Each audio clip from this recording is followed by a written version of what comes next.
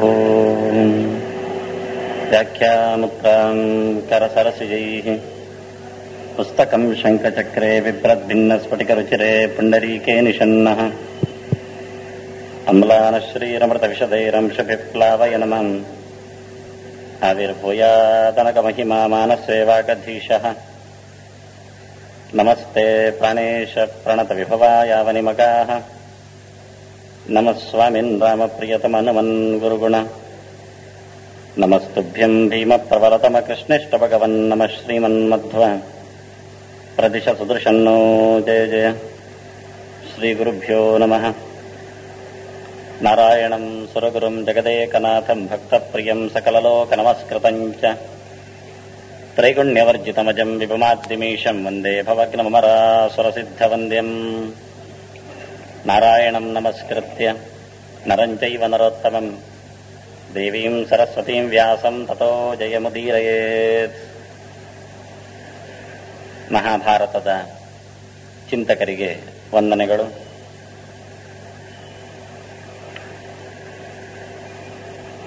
ಭಗವಂತ ಹೊರಗೆ ತಂದ ಲಕ್ಷ್ಮಿಯ ಕಲ್ಯಾಣೋತ್ಸವಕ್ಕೆ ನೀವು ಬಂದಿದ್ದೀರಿ. ಅದರ ಪಾಯಸದೂಟ ಮಾಡಲಿಲ್ಲ. ಈ ರಾತ್ರಿ ನಿಮಗೆ ಪಾಯಸದೂಟ. ಅದೇ ನಿನ್ನೊಬ್ರು ನನ್ನ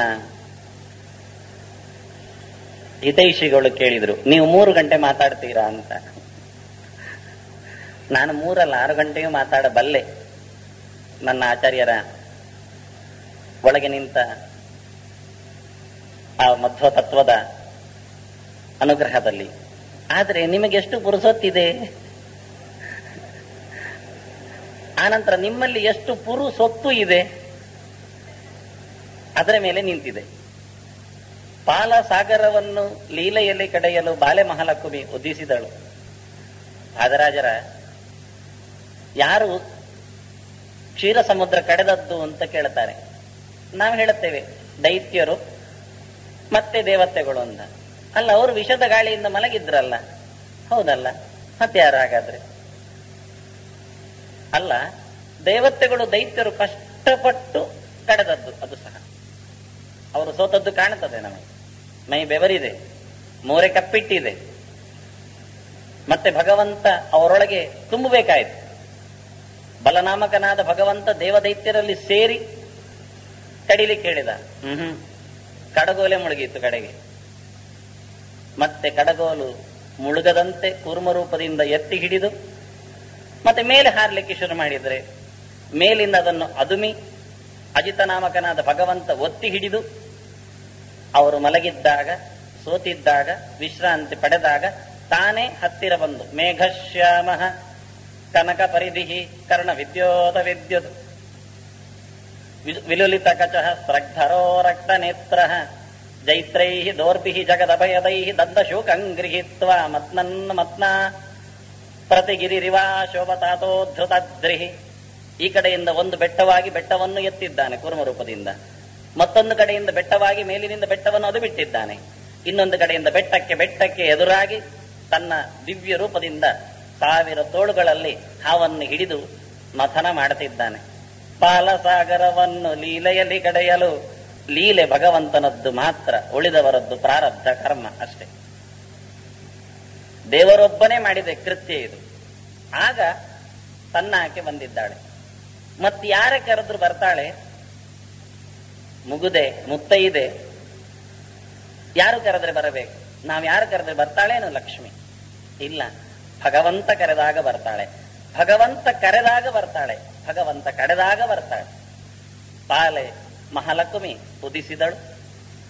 ಅಂತಹ ಲಕ್ಷ್ಮಿಯ ವಿವಾಹ ನೋಡ್ಲಿಕ್ಕೆ ನಮ್ಮ ದೇವರು ಬಂದ್ರಂತೆ. ಮೇಲೆ ಬಂದ್ಲ ಅವಳು ಇಲ್ವಾ ಅಂತ ನೋಡ್ಲಿಕ್ಕೆ ಪಕ್ಷಿ ವಾಹನನಾಗಿ ಆಚೆ ಕಡೆಯಿಂದ ಗರುಡನ ಮೇಲೆ ನಿಂತು ಭಗವಂತ ನೋಡ್ತಾ ಇದ್ದಾನೆ. ಚೆಲುವೆ ಬಂದ್ಲೋ, ಚತುರೆ ನಿಂತ್ಲೋ ಹೇಗೆ ಮಂಟಪದಲ್ಲಿ ಅಂತ.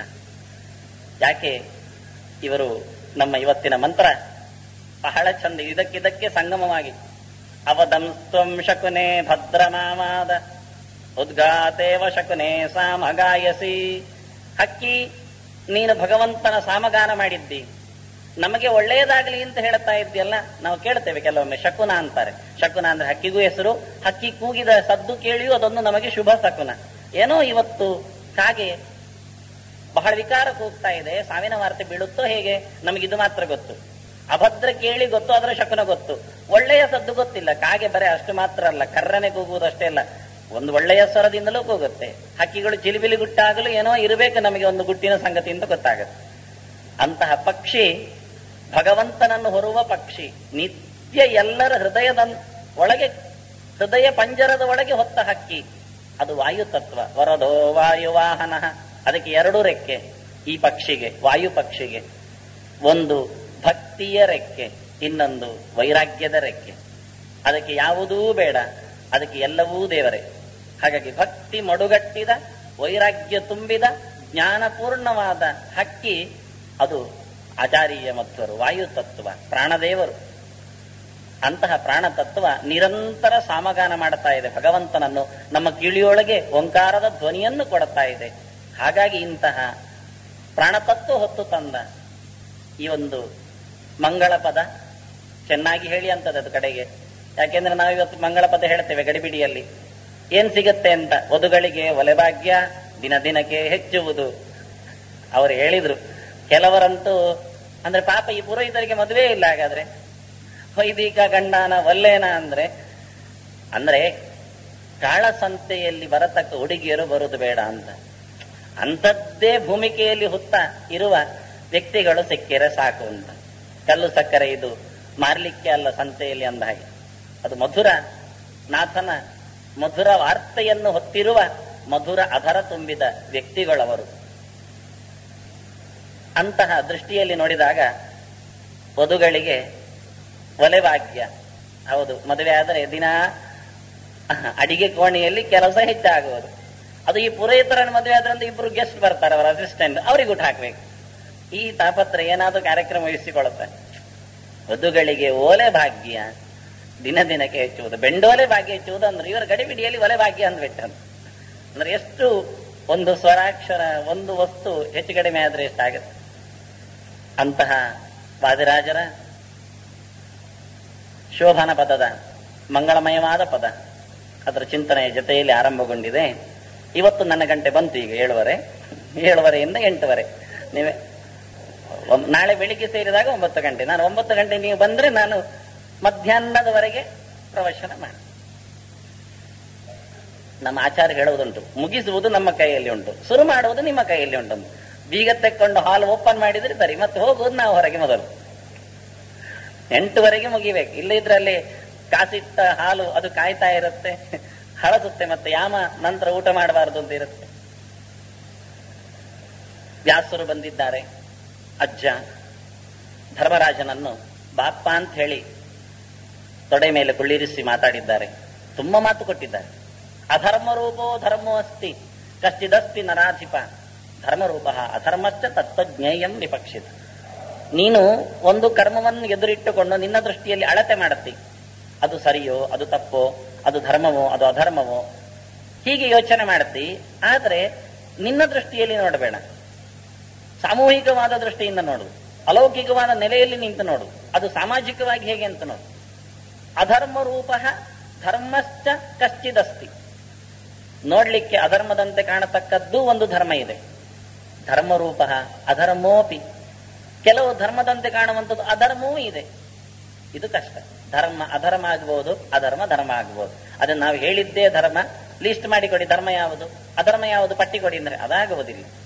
ಒಬ್ಬನಿಗೆ ಒಂದು ಧರ್ಮ. ಈಗ ಹೆಣ್ಣನ್ನು ನೋಡಬಹುದು, ಮದುವೆ ಆಗುವುದು, ಇದು ಧರ್ಮವೋ ಅಧರ್ಮವೋ ಕೇಳಿದ್ರೆ ಯಾರಿಗೆ? ಸನ್ಯಾಸಿಗಳಿಗೆ ಅಧರ್ಮ, ಗೃಹಸ್ಥನಿಗೆ ಧರ್ಮ ಅಲ್ಲ. ಮತ್ತೆ ಸರಿ ನೋಡಿದ್ರೆ ಗೃಹಸ್ಥನಿಗೂ ಅವಳ ಹೆಣ್ಣು ಅನ್ನಿ ಧರ್ಮ, ಉಳಿದವರಿಗೆ ಅದು ಅಲ್ಲ. ಹೀಗೆ ಬಹಳ ವಿಚಿತ್ರ ಉಂಟು. ಧರ್ಮವನ್ನು ಪಟ್ಟಿ ಮಾಡ್ಲಿಕ್ಕೆ ಆಗುವುದಿಲ್ಲ, ಅದನ್ನು ವಿಶ್ಲೇಷಣೆ ಮಾಡ್ಲಿಕ್ಕೆ ಆಗುವುದಿಲ್ಲ. ಅದು ಆಶ್ರಮ ನೋಡಿ, ವರ್ಣ ನೋಡಿ, ಸಮಯ ನೋಡಿ, ದೇಶ ನೋಡಿ, ವ್ಯಕ್ತಿ ನೋಡಿ ಎಲ್ಲ ಹೇಳಬೇಕಾಗತ್ತೆ. ದುರ್ಯೋಧನ ಒಂದು ಯಜ್ಞ ಮಾಡಿದ, ಪುಂಡರೀಕ ಯಾಗ ಅಂತ ಹೆಸರು. ರಾಜಸೂಯ ಮಾಡಬೇಕು ಅಂದ ಇವರು ಕಾಡಿಗೆ ಹೋದ ನಂತರ. ಅದು ಒಬ್ಬ ರಾಜಸೂಯ ಮಾಡಿದವ ಬದುಕಿದ್ದಾಗ ಇನ್ನೊಬ್ಬ ಮಾಡ್ಲಿಕ್ಕೆ ಬರುವುದಿಲ್ಲ ಅಂದ್ರು. ಯಾಕೆಂದ್ರೆ ನೀನು ಅವನ ಮೇಲೆ ದಿಗ್ವಿಜಯಕ್ಕೆ ಹೋಗ್ಬೇಕು, ಮುಗಿಸಿ ಬಿಡ್ತಾನ ನಿನ್ನನ್ನು. ಯಾಕೆಂದ್ರೆ ಅಖಂಡ ಸಾಮ್ರಾಜ್ಯದ ಒಡೆಯ ಅಂತ ಹೇಳಿ ಸಮ್ರಾಟ ಆದ ಧರ್ಮರಾಜ ಬದುಕಿದ್ದಾಗ ಅವನ ಕಪಿಮುಷ್ಟಿಯಲ್ಲಿ ನೀನು ಸತ್ತೋಗ್ತೀಯ, ಅದು ನಿನ್ನ ಯಾಗಕ್ಕೆ ತಿಲಾಂಜಲಿ ಕೊಡು ಅಂತ. ನಿನಗೆ ಮಾಡ್ಲೇಬೇಕು ಅಂತಿದ್ರೆ ಬೇರೆ ಒಂದು ಮಾಡುವ. ಸರಿ, ಪುಂಡರೀಕ ಯಾಗ ಅಂತ ಮಾಡಿದ್ರು. ಯಾಗ ಮಾಡಿ ಅನರ್ಥ ಆದದ್ದು ಅವನಿಗೆ. ಏನಾಯ್ತು ಅಂದ್ರೆ, ಯಾಗ ಮಾಡಿದ್ದು ಯಾಕೆ ಅವನು ಅಂದ್ರೆ, ಅವನದ್ದೊಂದು ತತ್ವ ಇದೆ, ಜನರನ್ನು ಮೋಸ ಮಾಡಬೇಕು ಅಂತ. ಯಾವ ಜನರು ಅಂದ್ರೆ, ರಾಜನನ್ನು ಟೀಕೆ ಮಾಡುವವರು ಯಾವತ್ತೂ ಧಾರ್ಮಿಕರು. ಅವರನ್ನು ಮೋಸ ಮಾಡ್ಲಿಕ್ಕೆ ನಿಮ್ಗೊಂದು ಯಾಗ ಮಾಡಿಸಿದ್ದೇನೆ ಅಂತ ಹೇಳಲಿಕ್ಕೆ ಬೇಕಲ್ಲ, ಅದಕ್ಕೊಂದು ಮಾಡೋದಂತ. ಅದಕ್ಕೋಸ್ಕರ ಒಂದು ಯಾಗ ಮಾಡಿದ. ತಾನು ಆಸ್ತಿಕ ಅಂತ ತೋರಿಸ್ಲಿಕ್ಕೆ, ಧಾರ್ಮಿಕ ಅಂತ ತೋರಿಸ್ಲಿಕ್ಕೆ ಆ ಪಂಗಡವರನ್ನು ಎಳೆದ. ಆ ನಂತರ ಈ ಯಾಗ ಮಾಡುವ ಶೋಕನ್ನು ತೋರಿಸ್ಲಿಕ್ಕೆ ಕಾಡಿಗೆ ಹೊರಟ. ಅಲ್ಲಿ ಪೆಟ್ಟು ತಿಂದ, ಸಿಕ್ಕಿಬಿದ್ದ. ಅಂದ್ರೆ ಅವನು ಮಾಡಿದ ಧರ್ಮ ಕಾರ್ಯ ಅದು ಬರೇ ದುಡ್ಡಿನ ಅಮಲಿನಲ್ಲಿ ಹೆಸರನ್ನು ಕಿತ್ತುಕೊಳ್ಳಿಕ್ಕೆ, ಜನರ ಕಣ್ಣಿಗೆ ಮಣ್ಣು ಹಾಕ್ಲಿಕ್ಕೆ. ಏನಾಯ್ತು ಇದೆಲ್ಲ? ಉದ್ದೇಶ ಹಾಳಿದ್ದಾಗ ಮಾಡಿದ್ದು ವ್ಯರ್ಥ. ವ್ಯರ್ಥ ಅಷ್ಟೇ ಅಲ್ಲ, ಅನರ್ಥಕಾರಿ. ಅದಾಯ್ತವನಿಗೆ. ಅದರಿಂದ ಧರ್ಮವೂ ಅಧರ್ಮ ಆಗತ್ತೆ, ಅಧರ್ಮವೂ ಧರ್ಮ ಆಗತ್ತೆ. ಧರ್ಮವ್ಯಾಧ ಇದ್ದಾನೆ, ಅವನ ಕಥೆಯನ್ನು ಭೀಷ್ಮರು ಹೇಳುತ್ತಾರೆ. ಮಾಂಸ ವ್ಯಾಪಾರಿಯವ. ಆದರೆ ಕೂತಲ್ಲೇ ಹೇಳಿಬಿಡ್ತಾನ ಅವನು ಎಲ್ಲರ ಚರಿತೆಯನ್ನು. ಯಾಕೆ ಅಂದ್ರೆ ಅವನ ಪ್ರಾಮಾಣಿಕತೆಯಿಂದಾಗಿ, ಅವನ ಗುರು ಹಿರಿಯರ ಸೇವೆಯಿಂದಾಗಿ ಅವನಿಗೆ ಜ್ಞಾನ ಉದಯ ಆಗ್ತಾ ಇರುತ್ತೆ. ಅಂದ್ರೆ ಧರ್ಮ ಅಧರ್ಮ ಅದು ನಾವು ಹೇಳುವಂತೆ ಇಲ್ಲ. ನೀನು ಕೊಂದದ್ದು, ಉಳಿದವರನ್ನು ಕೊಲ್ಲಿಸಿದ್ದು, ರಾಜ್ಯಭಾರ ಮಾಡಿದ್ದು ಧರ್ಮವೋ ಅಧರ್ಮವೋ ಅಂತ ಯೋಚನೆ ಮಾಡಿದರೆ ಕ್ಷತ್ರಿಯನಿಗೆ ಅನ್ಯಾಯದ ವಿರುದ್ಧ ಹೋರಾಡುವುದು ಧರ್ಮ. ದ್ರೋಣ ಒಬ್ಬ ಬ್ರಾಹ್ಮಣನಾಗಿ ಕ್ಷತ್ರವೃತ್ತಿಯನ್ನು ಅವಲಂಬಿಸಿ ದಿನಕ್ಕೆ 10-20 ಜನರನ್ನು ಕೊಲ್ಲುವುದು ಅದು ಯುದ್ಧವೇ ಆಗಲಿ, ಅದು ಅಧರ್ಮ ಅವನಿಗೆ. ಎಷ್ಟು ಚಂದ ಹೇಳ್ತಾರೆ. ಸರಿ ಅಂತ ಗೊತ್ತಾಗಿ ಧರ್ಮರಾಜ ಸ್ವಲ್ಪ ಸಮಾಧಾನಕ್ಕೆ ತಂದು ಸಿಂಹಾಸನದಲ್ಲಿ ಕೂತು ರಾಜನಾಗ್ತಾನೆ. ಇವತ್ತಿಯಿಂದ ಕೃಷ್ಣನಿಗೆ ಒಂದ್ಸರ್ತಿ ಗಂಭೀರವಾದ ಮೋರೆ ಬರುತ್ತೆ. ಯಾವತ್ತು ಕೃಷ್ಣ ತುಟಿಯಂಚಿನಲ್ಲಿ ನಗುವನ್ನು ಬಿಟ್ಟದ್ದು ಅಂತ ಇಲ್ಲ. ಒಂದ್ಸರ್ತಿ ಗಂಭೀರ ಮುದ್ರೆ ನೋಡಿ ಕೇಳುತ್ತಾನೆ ಧರ್ಮರಾಜ, ಏನು ಕೃಷ್ಣ ನೀನು ಗಂಭೀರ ಆಗುವುದು ಅಂದ್ರೆ ಏನು? ಅಲ್ಲ, ಸೂರ್ಯ ಮುಳುಗ್ತಾ ಇದ್ದಾನೆ, ಇದೇನು ಹೊಸತ್ತು? ದಿನ ಮುಳುಗ್ತಾನೆ, ಮೇಲೆ ಬರ್ತಾನೆ. ಅಂದ್ರೆ ಲಕ್ಷ್ಮಿ ಹುಟ್ಟುವುದಿಲ್ಲ ಹೇಳಲಿಕ್ಕೆ ಉದಯಿಸಿದಳು ಅಂದದ್ದು. ಉದಯ ಎನ್ನುವುದು ಅದು ನಿತ್ಯೋದಯ. ಹಾಗಲ್ಲ, ಈ ಸೂರ್ಯ ಕಂತಿದರೆ ಮತ್ತೆ ಇದು ಬೆಳಗುವುದಿಲ್ಲ. ತಸ್ಮಿನ್ನ ಸಂಗತೆ ಭೀಷ್ಮೆ ಕೌರವಾಣಂ ದುರಂಧರೆ ಜ್ಞಾನಾನ್ಯಲ್ಪೀ ಭವಿಷ್ಯಂತಿ ತಸ್ಮಾನ್ ತ್ವಾಂ ಚೋದಯಾಮ್ಯ. ಆ ಜ್ಞಾನ ಸೂರ್ಯ ಭೀಷ್ಮ ಉತ್ತರಾಯಣ ಕಾಲಕ್ಕೆ ಬಂದಿದ್ದಾನೆ, ಕಾಯ್ತಾ ಇದ್ದಾನೆ. ಅವ ಒಮ್ಮೆ ಕಣ್ಮುಚ್ಚಿದ, ಮುಳುಗಿದ, ಅಸ್ತಂಗತನಾದ ಅಂದ್ರೆ ಇನ್ನೊಮ್ಮೆ ಜ್ಞಾನ ಉದಯ ಆಗುವುದಿಲ್ಲ ಈ ನೆಲದಲ್ಲಿ. ಅದಕ್ಕೆ ಮೊದಲು ಅಲ್ಲಿಯ ಕಿರಣಗಳನ್ನು, ಜ್ಞಾನ ಕಿರಣಗಳನ್ನು ಇನ್ನು ಹೀರ್ಲಿಕ್ಕೆ ಉಂಟು, ಹೊರಡು ಅಂತ ನೋಡಿ. ಕೃಷ್ಣನಿಗೆ ಕಾಳಜಿ ನೋಡಿ. ಇದೇ ಹೇಳಿ, ಅರ್ಜುನನಿಗೆ ಕೃಷ್ಣ ಸ್ವಯಂ ಉಪದೇಶ ಕೊಟ್ಟ, ಧರ್ಮರಾಜನಿಗೆ ಕೃಷ್ಣ ಭೀಷ್ಮನಿಂದ ಉಪದೇಶಿಸಿದ. ಭೀಷ್ಮನೊಳಗೂ ತಾನೇ ಸೇರಿ ಮತ್ತೆ. ಅಂತೂ ಜ್ಞಾನದ ಮೇಲೆ ಭಗವಂತನಿಗೆ ಅಪಾರವಾದ ತಾತ್ಪರ್ಯ. ಈಚೆ ಉದ್ಧವನನ್ನು ಕರೆದ, ಅವನಿಗೆ ಹೇಳಿಕೊಟ್ಟ. ಬದರಿಗೆ ಹೋಗು ಅಂದ, ಅಲ್ಲಿ ತಿಳಿಸು ಅಂದ. ಇನ್ನೊಂದು ಕಡೆಯಲ್ಲಿ ಮೈತ್ರಿಯರಿಗೆ ಹೇಳುವಂದ, ಅವರಿಂದ ವಿದುರನಿಗೆ ಹೇಳುವಂದ. ಬಹಳಷ್ಟು ಜ್ಞಾನವನ್ನು ಪ್ರಸಾರದಲ್ಲಿ ಕೃಷ್ಣ ಹೆಚ್ಚು ಒತ್ತು ಕೊಟ್ಟಿದ್ದ. ಅದರಂತೆ ಧರ್ಮರಾಜನನ್ನು ಪ್ರಚೋದನೆಗೊಳಿಸಿ ಕೃಷ್ಣ ಅಲ್ಲಿಗೆ ತೆರಳುತ್ತಾನೆ. ಇವ ಬರ್ಲಿಕ್ಕೆ ಕೇಳುವುದಿಲ್ಲ. ಮೊದಲು ನಾನು ಕೈಯಾರೆ ಬೀಳಿಸಿದ ಅಜ್ಜ, ಮೋರೆ ತೋರಿಸ್ಲಿಕ್ಕೆ ನಾಚಿಕೆ ಆಗತ್ತೆ, ಎಲ್ಲಿ ಶಾಪ ಕೊಡ್ತಾರೋ, ಎಲ್ಲಿ ಬೈತಾರೋ, ಬರುವುದಿಲ್ಲ ಅಂತ ನೋಡು. ಭೀಷ್ಮ ಏನು ಹೇಳ್ತಾನೆ ಅಂತ ಕೇಳು. ಅವ ಬೇಡ ಅಂದ್ರೆ ಬರಬೇಡ. ಅಲ್ಲಿ ಭೀಷ್ಮ ಮಲಗಿದ್ದಾನೆ. ಅವನ ಮನಪಟಲದಲ್ಲಿ ಪೂರ್ವ ಕರ್ಮ ನೆನಪಿಗೆ ಬರ್ತಾ ಇದೆ. ಒಂದೊಂದೇ ಅತ್ಯಂತ ಮಾರ್ಮಿಕವಾದ ಒಂದು ಘಟ್ಟ ನೆನಪಿಸ್ತಾ ಇದ್ದಾನೆ ಅವನು. ಸಪದಿ ಸಖಿವಚೋ ನಿಶಮ್ಯ ಮಧ್ಯೆ ನಿಜ ಪರಯೋರ್ ಬಲಯೋ ರಥಂ ಪ್ರವೇಶ್ಯ ಸ್ಥಿತವತಿ ಪರಸೈನಿಕಾಯುರಶ್ನ ಹೃತವತಿ ಪಾರ್ಥಸಖೆ ರತಿರ್ಮಮಾಸ್. ಕೃಷ್ಣನ ಯೋಚನೆ ಮಾಡಿದ. ಗೆಳೆಯನ ಮಾತು ಕೇಳಿ ಎರಡು ಸೇನೆಯ ನಡುವೆ ದರದರನೆ ಎಳಕೊಂಡು ಬಂದು ರಥವನ್ನು ನಿಲ್ಲಿಸಿದೆಯಲ್ಲ. ಸಪದಿ ಸಖಿವಚೋ ನಿಶಮ್ಯ ಮಧ್ಯೆ ನಿಜ ಪರಯೋ ಬಲಂ ರಥಂ ಪ್ರವೇಶ್ಯ ಸ್ಥಿತವತಿ. ನಿಂತದ್ದಲ್ಲ ನೀನೊಂದು ಕೆಲಸ ಮಾಡಿದೀಯ ಅಂತಾನೆ ಭೀಷ್ಮ. ಪರಸೈನಿಕಾಯು ಅಕ್ಷ್ಣಾಹೃತವತಿ, ಒಂದ್ಸರ್ತಿ ಕಣ್ಣರಳಿಸಿ ನೋಡಿ ಎಲ್ಲ ಸೈನಿಕರ ಆಯುಷ್ಯವನ್ನು ಸೆಳೆದೆ ಅಲ್ಲ ನೀನು, ನನಗೆ ಗೊತ್ತಾಗಿದೆ ಅದು ಅಂತಾನೆ ಭೀಷ್ಮ. ಈಗ ಬಾ, ಈಗ ನಿನ್ನ ಕಣ್ಣರಳಿಸಿ ನೋಡಿ ನನ್ನ ಪೂರ್ಣ ಆಯುಷ್ಯವನ್ನು ಸೆಳೆದೊಯ್ಯು. ಅವತ್ತು ಭೀಷ್ಮ ಒಂದೊಮ್ಮೆ ಆ ಕೂಡಲೇ ದುರ್ಯೋಧನನ ಹತ್ರವೋ ಯಾರತ್ರ ಆದ್ರೂ ಹೇಳಿದ್ರೆ ಯಾರು ನಂಬ್ತಿರ್ಲಿಲ್ಲ. ಈ ಮುದುಕನಿಗೆ ಯುದ್ಧ ಬಂದ ತಕ್ಷಣ ಮೈ ನಡಗಲಿಕ್ಕೆ ಶುರುವಾಗಿದೆ, ಅದಕ್ಕೆ ಹಾಗೆ ಹೇಳ್ತಾನೆ ಹೀಗೆ ಹೇಳ್ತಾನೆ ಅಂತ. ಅದು ಎಲ್ಲರಿಗೂ ಆಗಿದೆ ಅನುಭವ. ದ್ರೋಣನಿಗೆ, ಅಶ್ವತ್ಥಾಮನಿಗೆ, ಎಲ್ಲರಿಗೂ ಸಹ ಕೃಷ್ಣ ಒಂದೇ ಕ್ಷಣದಲ್ಲಿ ಕಣ್ಣಿನಿಂದ ಅವರೆಲ್ಲರ ಬಲವನ್ನು ಎಳೆದದ್ದು ಅನುಭವಕ್ಕೆ ಬಂದಿದೆ. ಹೇಳಲಿಕ್ಕೆ ಆಗ್ಲಿಲ್ಲ. ಈಗ ಹೇಳ್ತಾ ಇದ್ದಾನೆ ಭೀಷ್ಮ ಸತ್ಯ ವಿಷಯ. ಅರ್ಜುನನಿಗೆ ಕೃಷ್ಣನೇ ಬಾಯ್ಬಿಟ್ಟು ಹೇಳಿದ್ದ, ನಾನು ಕೊಂದಿದ್ದೇನೆ ಅವರನ್ನು ಅಂತ. ಅರ್ಜುನ ನಂಬಲಿಲ್ಲ. ಭೀಷ್ಮನಿಗೆ ಕಣ್ಣರಳಿಸಿ ನೋಡಿ ಆಯುಷ್ಯ ಸೆಳೆದ ಅನುಭವ ಆಗಿದೆ. ಭೀಷ್ಮ ಹೇಳಲಿಕ್ಕೆ ಹೋಗ್ಲಿಲ್ಲ. ಎಲ್ಲ ಕೆಲಸಗಳು ನಡೆದ ಘಟನೆಗಳು ವ್ಯವಸ್ಥಿತವಾಗಿ ಇದನ್ನೀಗ ಹೇಳುತ್ತಾ ಇದ್ದಾನೆ. ಈಗ ಬಾ ಕೃಷ್ಣ, ಏನ್ ಮಾಡಿದಾಗ ಭಕ್ತರ ಪ್ರತಿಜ್ಞೆ ಈಡೇರಿಸಬೇಕು ಅಂತ ಹೇಳಿ ದುತ್ತ ಅಂತ ಹಾರಿ ಬಂದಿದ್ದಿ ರಥದಿಂದ ನನ್ನನ್ನು ಕೊಲ್ಲಿಕ್ಕೆ ಅಂತ. ಬಾ ಈಗ ಮತ್ತೊಮ್ಮೆ ಬಾ. ಪ್ರಸಭಂ ಅಭಿಸಸಾರ ಮದ್ವದಾರ್ಥಂ ಹೇಳ್ತಾನೆ ಭೀಷ್ಮ. ನಿಜವಾಗಿ ಒಂದು ರಥದ ಯುದ್ಧ ಅಂದ್ರೆ ಭಾರಿ ಚಂದ. ಒಬ್ಬ ರಥಿಕ ಇರ್ತಾನೆ ಮಧ್ಯದಲ್ಲಿ, ಹಿಂಬದಿಯಿಂದ ಆಯುಧ ಎತ್ತಿಕೊಡುವವರು ಇರ್ತಾರೆ. ಒಂದೊಂದೇ ಆಯುಧಗಳನ್ನು, ಬಾಣ ಖಾಲಿಯಾದ ಹಾಗೆ, ಬಿಲ್ಲು ಮುರಿದ ಹಾಗೆ, ಕತ್ತಿ ಕೊಡ್ಲಿಕ್ಕೆ, ಆಯುಧ ಕೊಡ್ಲಿಕ್ಕೆ. ಆಚೆ ಈಚೆ ಇಬ್ರು ಚಕ್ರ ರಕ್ಷಕರು ಇರ್ತಾರೆ, ಎಲ್ಲಿಯಾದ್ರೂ ಹೆಚ್ಚು ಕಡಿಮೆ ಆಗಿ ರಥ ಮುಗ್ಗರಿಸಬಾರದು ಅಂತ. ಇದರಲ್ಲಿ ಸಾರಥಿ ಇರ್ತಾನೆ ಕುದುರೆಗಳನ್ನು ಓಡಿಸ್ಲಿಕ್ಕೆ. ಇಷ್ಟು ಜನರ ಯುದ್ಧ ಇದು ರಥ ಯುದ್ಧ. ಎದುರಾಳಿ ಹೇಗೆ ಹೊಡಿಬಹುದು ಅಂದ್ರೆ ಬಹಳ ಚಾಕಚಕ್ಯತೆ ತೋರಿಸಬಹುದು. ಕುದುರೆಗಳನ್ನು ಕೊಲ್ಲಬಹುದು. ಇನ್ನೂ ನಿಪುಣನಾಗಿದ್ರೆ ಕುದುರೆಗೆ ಮತ್ತು ಸಾರಥಿಯ ಕೈಯಲ್ಲಿರುವ ಹಗ್ಗವನ್ನು ತುಂಡರಿಸ್ತಾನೆ. ಯಾಕೆ? ಕುದುರೆಗಳು ಎಲ್ಲಿಯಲ್ಲಿಯೋ ಓಡ್ಲಿ ಅಂತ ತಮಾಷೆ ನೋಡುತ್ತಾನೆ. ಸಾರಥಿಯನ್ನು ಕೊಲ್ಲಬಹುದು, ಚಕ್ರ ರಕ್ಷಕರನ್ನು ಕೊಲ್ಲಬಹುದು, ಮೇಲಿನ ಧ್ವಜವನ್ನು ತರಿದು ಅವಮಾನ ಮಾಡಬಹುದು, ಹಿಂಬದಿಯ ಆಯುಧ ಕೊಡುವವನನ್ನು ಮುಗಿಸಬಹುದು, ಬಿಲ್ಲಿನ ಹಗ್ಗ ತುಂಡರಿಸಬಹುದು, ಕೈಯ ಗಂಟಿಗೆ ಹೊಡೆಯಬಹುದು, ಎತ್ತಿದ ಬಾಣ ಅಲ್ಲೇ ಇರುವಂತೆ ಮಾಡಬಹುದು. ಇದು ರಥಯುದ್ಧ. ಭೀಷ್ಮ ಏನು ಮಾಡಿದ್ದಾನೆ? ಯುದ್ಧಕ್ಕೆ ನಿಂತದ್ದು ಅರ್ಜುನ, ಹೋರಾಡಬೇಕಾದ್ದು ಅವನಲ್ಲಿ. ಭೀಷ್ಮ ಹೇಳುತ್ತಾನೆ, ಬೇಕು ಅಂದ್ರೆ ನಾನು ಅನ್ಯಾಯ ಮಾಡಿದ್ದೇನೆ ಅಂತ. ಶಿತ ವಿಶಿಖತಃ, ಹರಿತವಾದ ಬಾಣವನ್ನು ಎಳೆದೆಳೆದು ಕೃಷ್ಣನಿಗೇ ಬಿಟ್ಟಿದ್ದೇನೆ. ಸಾರಥಿಗೆ ವಿಶೀರ್ಣ ದಂಶಃ, ಸಾರಥಿಯು ಕವಚ ಕಟ್ಟಿಕೊಂಡು ಬಂದಿದ್ದಾನೆ, ಅದು ಹರಿದಿದೆ ಕೃಷ್ಣನದ್ದು. ಕ್ಷತಜ ಪರಿಪ್ಲುತಃ, ನೆತ್ತರು ಮೈ ತುಂಬಿದೆ. ಆದ ತಾಯಿನೊಮ್ಮೆ ಕೂದಲುಗಳು ರಾಶಿ ಬಿಚ್ಚಿಕೊಂಡಿವೆ. ರಥದ ಚಕ್ರದ ಧೂಳಿನಿಂದ ಎಲ್ಲ ಮೈ ಕೆಂಪು ಬಣ್ಣಕ್ಕೆ ತಿರುಗಿದೆ ಕೃಷ್ಣನದ್ದು. ಸಿಟ್ಟು ಬೇರೆ ಬಂದು ಕಣ್ಣು ಪೂರ್ತಿ ಕೆಂಪಾಗಿದೆ. ಪ್ರಸಭಂ ಅಭಿಸಸಾರ ಮದ್ವದಾರ್ಥಂ, ಓಡಿ ಬಂದಿದ್ದಾನೆ ಕೃಷ್ಣ, ಕೆಳಗೆ ಹಾರಿದ್ದಾನೆ. ಅರ್ಜುನನಿಗೆ ಗಾಬರಿ. ಅವನ ಯೋಚನೆ, ಕುದುರೆಗಳಿಗೆ ನೋವಾಗುವುದಿಲ್ಲ, ಯಾಕೆ? ಕೃಷ್ಣನ ಕೈಯಲ್ಲಿ ಉಂಟು. ಹಗ್ಗಗಳು ತುಂಡಾಗುವುದಿಲ್ಲ, ಕೃಷ್ಣ ಹಿಡಿದಿದ್ದಾನೆ. ಸಾರಥಿಯನ್ನು ಯಾರು ಹೊಡೆಯುವುದಿಲ್ಲ, ಯಾಕೆ? ಕೃಷ್ಣನೇ.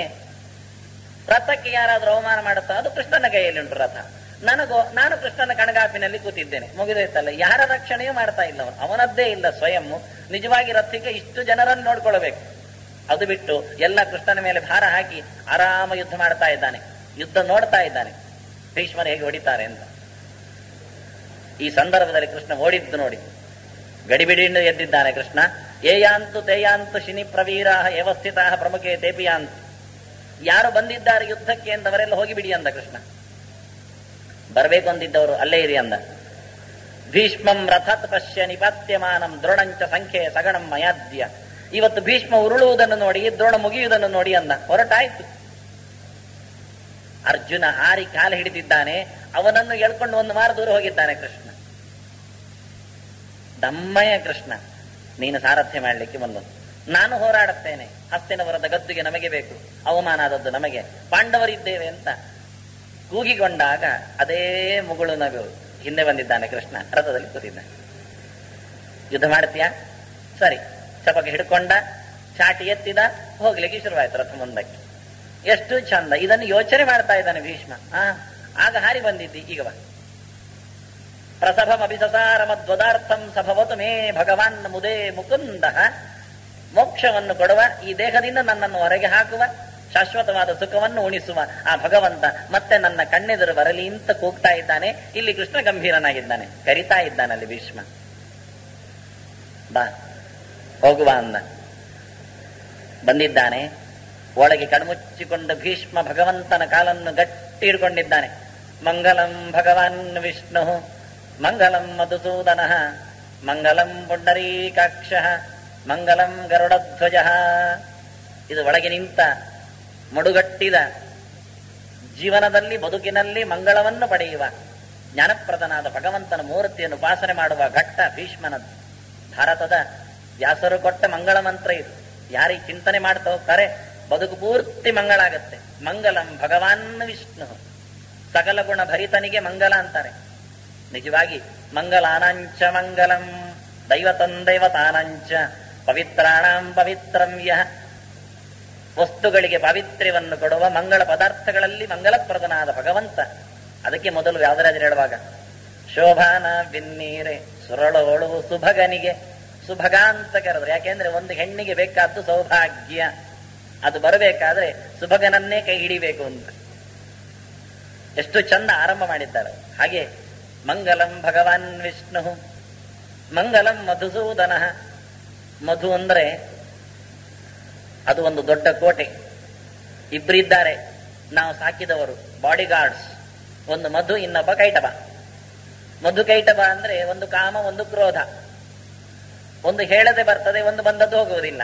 ಒಂದು ಭಾರಿ ಮೃದು, ಮತ್ತೊಂದು ಭಾರಿ ಗಟ್ಟಿ. ಇದು ಎರಡನ್ನು ನಾಶ ಮಾಡಿದವ ಭಗವಂತ. ಅಂತಹ ಮಧುಸೂದನ ನನಗೆ ಬರತಕ್ಕಂತಹ ಈ ತೊಂದರೆಗಳನ್ನು ದೂರ ಮಾಡಿಕೊಂಡು ಮಂಗಲಂ ಪುಂಡರೀಕಾಕ್ಷ, ದೇವರು ನನ್ನೊಟ್ಟಿಗೆ ಬರಲಿ ಅಂತಾನೆ. ಎಷ್ಟು ಹತ್ತಿರ? ಅದು ಸ್ವಲ್ಪ ದೂರ ಇದ್ರೂ ದೂರ ಆದಾಗೆ ಕಾಣುತ್ತೆ. ಹತ್ತಿರ ಹತ್ತಿರ ಅಂದ್ರೆ ಒಳಗಿಂದ ಒಳಗೆ ಅಂದ್ರೆ ಪುಂಡರೀಕ ಅಂದ್ರೆ ಹೃತ್ಪುಂಡರೀಕ. ಅದರಲ್ಲಿ ಅಕ್ಷ ಅಂದ್ರೆ ವ್ಯಾಪಿಸಿದವ, ಹೃದಯ ಕಮಲದಲ್ಲಿ ಬಂದವ. ಆದ್ರಿಂದಲೇ ಅಪವಿತ್ರ ಪವಿತ್ರೋವ ಸರ್ವಾವಸ್ಥಾಂಗತೋಪಿವ ಯಸ್ಪರೇ ಪುಂಡರೀಕಾಕ್ಷಂ ಸಭಾಕ್ಯಾಭ್ಯಂತರ ಶುಚಿ ಅಂತಾರೆ. ಯಾರು ನಿಜವಾಗಿ ಪುಂಡರೀಕಾಕ್ಷನ ಸ್ಮರಣೆ ಮಾಡ್ತಾರೆ ಅವರು ನಿಜವಾಗಿ ಒಳಗೂ ಹೊರಗೂ ಶುಚಿ. ಯಾರು ಪುಂಡರೀಕಾಕ್ಷನ ನೆನಪು ಮಾಡುವುದಿಲ್ಲ, ನೆನಪು ಮಾಡ್ಲಿಕ್ಕೆ ಅವನು ಇರುವುದಿಲ್ಲ. ಪುಂಡರೀಕಾಕ್ಷ ಅಂದ್ರೆ ಹೃದಯ ಕಮಲದಲ್ಲಿ ಇರುವವ ಅಂತ. ಎಲ್ಲಿ ಭಗವಂತ ಇಲ್ಲಿ ಇಲ್ಲ ಅವನು ಹೆಣ, ಅವನು ಸ್ಮರಣೆ ಮಾಡುವುದೇನೋ ಶುಚಿ ಆಗುವುದೇನು. ಆದ್ರಿಂದ ಶವ ಅದು ಮೈಲಿಗೆ. ಯಸ್ಮರೇ ಪುಂಡರೀಕಾಕ್ಷಂ ಸದಾಖ್ಯ ಬೆಂತರ ಶುಚಿ. 16 ಅಶ್ವಮೇಧ ಯಾಗ ಮಾಡಿದ ನಂತರ ದೇವತೆಗಳು ಮೀಮು ಹೊತ್ತಿನಲ್ಲಿ ಬಂದು ಅವವೃತ ಸ್ನಾನ ಮಾಡಿದ ಫಲಕ್ಕೆ ಸಮನಾಗತ್ತೆ. ಅವವೃತ ಸ್ನಾನ ಮಾಡಿದವ ಪ್ರಾರಬ್ಧ ಶೇಷದಿಂದ ಮತ್ತೆ ನೆಲದಲ್ಲಿ ಈ ಭೌತಿಕ ದೇಹವನ್ನು ಹೊತ್ತು ತಿರುಗಲಿಕ್ಕೆ ಬರಬಹುದು. ಆದರೆ ಕೃಷ್ಣ ನಮಸ್ಕಾರ ಮಾಡಿದವ ಎಂದೂ ಮತ್ತೊಮ್ಮೆ ಇಂತಹ ಕತ್ತಲ ಗರ್ಭಕ್ಕೆ ಬಿದ್ದು ಸಂಸಾರದ ಸುಳಿಯೊಳಗೆ ಸಿಕ್ಕುವುದಿಲ್ಲ ಅಂತ ಶರಮಂಚದಲ್ಲಿ ಮಲಗಿದ. ಕೃಷ್ಣ ಕಾಲು ಹಿಡಿದ ಕೃಷ್ಣನ ಬಗ್ಗೆ ಯೋಚನೆ ಮಾಡುತ್ತಾ ಈ ಘೋಷಣೆಯನ್ನು ಭೀಷ್ಮ ಕೊಟ್ಟ. ಏಕೋಪಿ ಕೃಷ್ಣಸ್ಯ ಕೃತ ಪ್ರಣಾಮ ದಶಾಶ್ವಮೇಧಾವಭೃತೇನ ತುಲ್ಯ. ದಶಾಶ್ವಮೇಧಿ ಪುನರೇತಿ ಜನ್ಮ ಕೃಷ್ಣ ಪ್ರಣಾಮಿ ನ ಪುನರ್ಭವಾಯ. ಆದ್ರಿಂದ ಕೃಷ್ಣ ಹೇಳ್ತಾ ಇರ್ತಾನೆ, ಮನ್ಮನ ಭವ ಮದ್ಭಕ್ತ ಮದ್ಯಾಜಿ ಮಾಂ ನಮಸ್ಕುರು ಮಾಮೇ ವೈಶ್ಯಸಿ ಸತ್ಯಂತೆ ಪ್ರತಿಜಾನೆ ಪ್ರಿಯೋಸಿಮೆ. ಅಪ್ಪ ನೀನ್ ನನಗೆ ಬೇಕಾದವ, ನನ್ನ ಮಿತ್ರ ನೀನು, ನನ್ನ ಪ್ರಿಯ ನೀನು. ಬೆನ್ನು ತಟ್ಟಿ ಹೇಳ್ತಾನೆ ಅರ್ಜುನ್ ಹತ್ರ, ಮನ್ಮನ ಭವ ಮದ್ಭಕ್ತ. ಯಾವತ್ತು ನಿನ್ ತಲೆಯಲ್ಲಿ ನಾನಿರ್ಲಿ, ನನ್ನನ್ನು ಮರಿಬೇಡ. ಸಾಮಾನ್ಯ ಒಬ್ಬ ಮಿತ್ರ ನೆನಪಿರಲಿ ಅನ್ನುವಂತೆ. ಮದ್ಭಕ್ತ ಮದ್ಯಾಜಿ, ನನ್ನ ಪೂಜೆ ಮಾಡು. ಮಾಂ ನಮಸ್ಕುರು, ನನ್ನ ಖಾಲಿ ಇಡಿ. ಹಾಗೇನಾಗತ್ತೆ? ಮಾಮಿ ವೈಶ್ಯಸಿ ಸತ್ಯಂತೆ ಪ್ರತಿಜಾನೇ ಪ್ರಿಯೋಸಿಮೆ.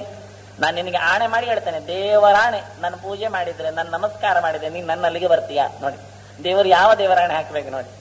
ದೇವರಾಣೆ ಅಂತಾನೆ, ಸತ್ಯಂತೆ ಪ್ರತಿಜಾನೆ. ನಿನಗೆ ಭಾಷೆ ಕೊಟ್ಟು ಆಣೆ ಮಾಡಿ ಹೇಳ್ತಾ ಇದ್ದೇನೆ ನಾನು. ಇದು ತಪ್ಪಲ್ಲ. ಎಷ್ಟು ಗಟ್ಟಿ ಹೇಳ್ತಾನ, ಎಷ್ಟು ಬಗೆಯಿಂದ ಹೇಳ್ತಾನೆ. ಭೂತೇಜ್ಯಾಹ ಯಾಂತಿ ಭೂತಾನಿ ಪಿತೃನ್ಯಾಂತಿ ಪಿತೃವ್ರತಾ ದೇವಾನ್ನ ದೇವಯಜೋ ಯಾಂತಿ ಮದ್ಭಕ್ತಾ ಯಾಂತಿ ಮಾಮಪಿ. ಯಾರು ದೇವತೆಗಳನ್ನು ಪೂಜೆ ಮಾಡುತ್ತಾರೆ, ಅಗ್ನಿ, ಇಂದ್ರ, ರುದ್ರ, ಚಂದ್ರರನ್ನೆಲ್ಲ ಅವರಲ್ಲಿಗೆ ಹೋಗ್ತಾರೆ. ಹಾಗೆ ಅಲ್ವಾ? ನಾವೊಬ್ರು ವಕೀಲರನ್ನು ಪ್ರೀತಿಸಿದ್ರೆ ಅವರ ಮನೆ ಹೋಗಿ ಬರ್ತಾ ಇರ್ತೇವೆ. ನಾವವ್ರ ಬ್ಯಾಂಕ್ ಮ್ಯಾನೇಜರ್ ಅನ್ನು ಪೂಜಿಸಿದ್ರೆ, ಪ್ರೀತಿ ಮಾಡಿದ್ರೆ ಅವರಲ್ಲಿ ಹೋಗಿ ಬರ್ತಾ ಇರ್ತೇವೆ. ಒಬ್ಬ ಪ್ರಿನ್ಸಿಪಾಲ್ ಅನ್ನು ನಾವು ಹಚ್ಚಿಕೊಂಡಿದ್ರೆ ಅವರಲ್ಲಿಗೆ ಮುಕ್ತವಾಗಿ ಹೋಗಿ ಬರ್ತಾ ಇರ್ತೇವೆ. ಹಾಗೆ ದೇವತೆಗಳ ನಂಟು ಇಟ್ಟುಕೊಂಡವ ದೇವತೆಗಳ ಲೋಕಕ್ಕೆ ಸೇರುತ್ತಾನೆ. ಪಿತೃನ್ಯಾಂತೆ ಪಿತೃವ್ರತಾ, ಪಿತೃಲೋಕಕ್ಕೆ ಪಿತೃ ಮೇಲಿನ ಅಧಿಕ ಪ್ರೀತಿಯಿಂದ ಶ್ರಾದ್ದ ತರ್ಪಣಾದಿಗಳನ್ನು ಮಾಡಿದವ ಅಲ್ಲಿ ಸೇರುತ್ತಾನೆ. ಭೂತೇಜ್ಯಾಹ ಯಾಂತಿ ಭೂತಾನಿ, ಯಾರು ಭೂತಾರಾಧನೆ ಮಾಡ್ತಾರೆ ಅವರು ಭೂತದ ಕೊಟ್ಟಿಗೆಯಲ್ಲಿ ಮತ್ತೆ ಸೇರ್ತಾರೆ. ಹೋಗಿ ಅಲ್ಲಿ ಒಂದು ಭೂತ ಆಗ್ತಾರೆ ಅವರು ಮತ್ತೆ. ಕೃಷ್ಣ ಹೇಳಿದ ವಾಕ್ಯ ಬಹಳ ಅದ್ಭುತವಾದ ವಾಕ್ಯ ಇದು. ಯಾಂತಿ ಮಧ್ಯಾಜಿನೋಪಿಮ, ನನ್ನ ಪೂಜೆ ಮಾಡುವವರು ನನ್ನಲ್ಲಿಗೆ ಬರ್ತಾರೆ. ಇನ್ನು ಎಲ್ಲಿಗೆ ಹೋಗ್ಬೇಕು ಅವರು ತೀರ್ಮಾನ ಮಾಡಿಕೊಳ್ಳಿ ಅಂದ ಕೃಷ್ಣ. ಅದಕ್ಕೆ ಭೀಷ್ಮ ಸರಿ ಉತ್ತರ ಕೊಟ್ಟವ. 700 ವರ್ಷದ ಅಧ್ಯಯನದ 400-500 ವರ್ಷ ಅಧ್ಯಯನ ಮಾಡಿದ್ದಾನೆ. 200-300 ವರ್ಷ ಅವನಿಗೆ ಅನುಭವ ಇದೆ. ಅಂತಹ ಭೀಷ್ಮ ಹೇಳುತ್ತಾನೆ, ಭಗವಂತನಿಗೆ ಮಾಡಿದ ನಮಸ್ಕಾರ ಅದು ಎಂದೂ ಮತ್ತೆ ಯಾರ್ಯಾರದ್ದೋ ಕಾಲು ಹಿಡಿಯುವ ಪ್ರಸಂಗಕ್ಕೆ ತಂದು ಹಾಕುವುದಿಲ್ಲ ಅಂತ. ನಾವು ನಮ್ಮ ಕೆಲಸ ಆಗ್ಲಿಕ್ಕೆ ಯಾರಿಗೂ ಪ್ರದಕ್ಷಿಣೆ ಬರ್ತೇವೆ, ಯಾರದ್ದೋ ಕಾಲು ಹಿಡಿತೇವೆ. ಅಂತಹ ಪ್ರಸಂಗ ಮತ್ತೆ ಬರದಂತೆ ಮಾಡುತ್ತೆ ಭಗವಂತನಿಗೆ ಹಾಕಿದ ನಮಸ್ಕಾರ ಅಂತ. ನಮೋ ಬ್ರಹ್ಮಣ್ಯ ದೇವಾಯ ಗೋಬ್ರಾಹ್ಮಣಯಿತಾಯ ಚ ಜಗದ್ಧಿತಾಯ ಕೃಷ್ಣಾಯ ಗೋವಿಂದಾಯ ನಮೋ ನಮಃ. ಇದು ಅಲ್ಲಿದ್ದೆ ವಾಕ್ಯ. ಭೀಷ್ಮಸ್ತವ ನೋಡಿದ್ರೆ ಅದು ಮುಗಿಯುವುದಿಲ್ಲ. ಶಾಂತಿ ಪರ್ವದಲ್ಲಿ ಅದು ಒಂದು ಘಟ್ಟ. 100 ಶ್ಲೋಕಗಳಿಂದ ಭಗವಂತನನ್ನು ಸ್ತೋತ್ರ ಮಾಡುತ್ತಾ ಇದ್ದಾನೆ ಭೀಷ್ಮ. ನೆನಪಿದ್ದಾಗ, ದೇಹದಲ್ಲಿ ಕಸುವು ಇದ್ದಾಗ, ಆನಂತರ ಸೋತು ಬಹಳ ದಿನ ಬಿದ್ದಿದ್ದ. ಮತ್ತೆ ಭೀಷ್ಮನಲ್ಲಿಗೆ ಮಾತಾಡಿಸ್ಲಿಕ್ಕೆ ಕೃಷ್ಣ ಬರ್ತಾನೆ. ಹಾಗೆಲ್ಲ ಹೇಳ್ತಾನೆ, ನಮೋ ಬ್ರಹ್ಮಣ್ಯ ದೇವಾಯ, ಜ್ಞಾನಿಗಳ ಅರಸ ನೀನು. ಎಲ್ಲಿ ಜ್ಞಾನಸತ್ರ ಇದೆ ಅಲ್ಲಿ ನೀನು ಬಂದು ಕೂತ್ಕೊಳ್ತೀಯ. ಗೋಬ್ರಾಹ್ಮಣಿಗೆ ತಾಯೇಶ, ಎಲ್ಲ ಜ್ಞಾನಿಗಳಿಗೆ, ಅದರ ಜೊತೆಯಲ್ಲಿ ಗೋವುಗಳಿಗೆ ನೀನು ಹಿತವನ್ನು ಬಯಸುವವ. ಜಗದ್ಧಿತಾಯ ಕೃಷ್ಣಾಯ ಗೋವಿಂದಾಯ ಕಡೆ. ಯಾಕೆಂದ್ರೆ ಧರೆಗಿಳಿದ ಮೂರ್ತಿ ನೀನು ಅಂತ. ಗೋವಿಂದ ಅಂದ್ರೆ ಗೋ ಅಂದ್ರೆ ನೆಲ, ಅದನ್ನ ವಿಂದ ಅಂದ್ರೆ ಪಡೆದವ ಅಂತ.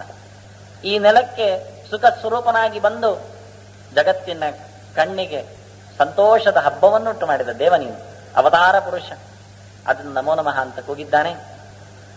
ಆ ಭೀಷ್ಮರಲ್ಲಿಗೆ ಧರ್ಮರಾಜ ಬಂದಿದ್ದಾನೆ ಅಂತಾನೆ ಕೃಷ್ಣ ಕಾಲ್ಮುಟ್ಟಿ. ಏನಂತೆ ಅಂತ ಕೇಳ್ತಾನೆ ಭೀಷ್ಮ.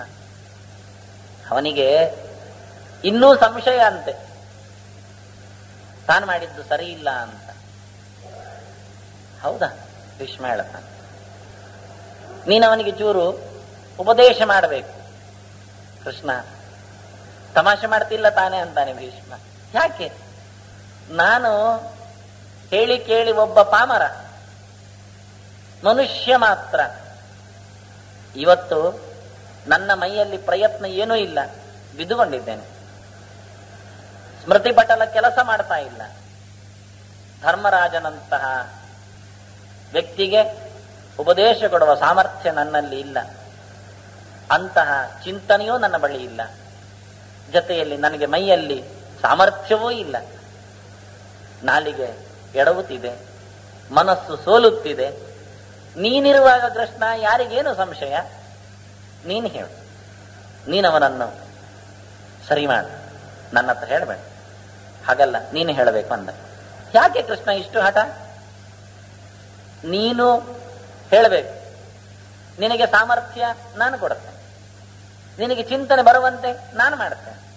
ಅಲ್ಲ ಕೃಷ್ಣ, ನಾಲಿಗೆ ಅಲುಗುವುದಿಲ್ಲ, ನಾನು ನಿಂತು ಹೇಳುತ್ತೇನೆ ಅಂದ. ಸರಿ ಕೃಷ್ಣ.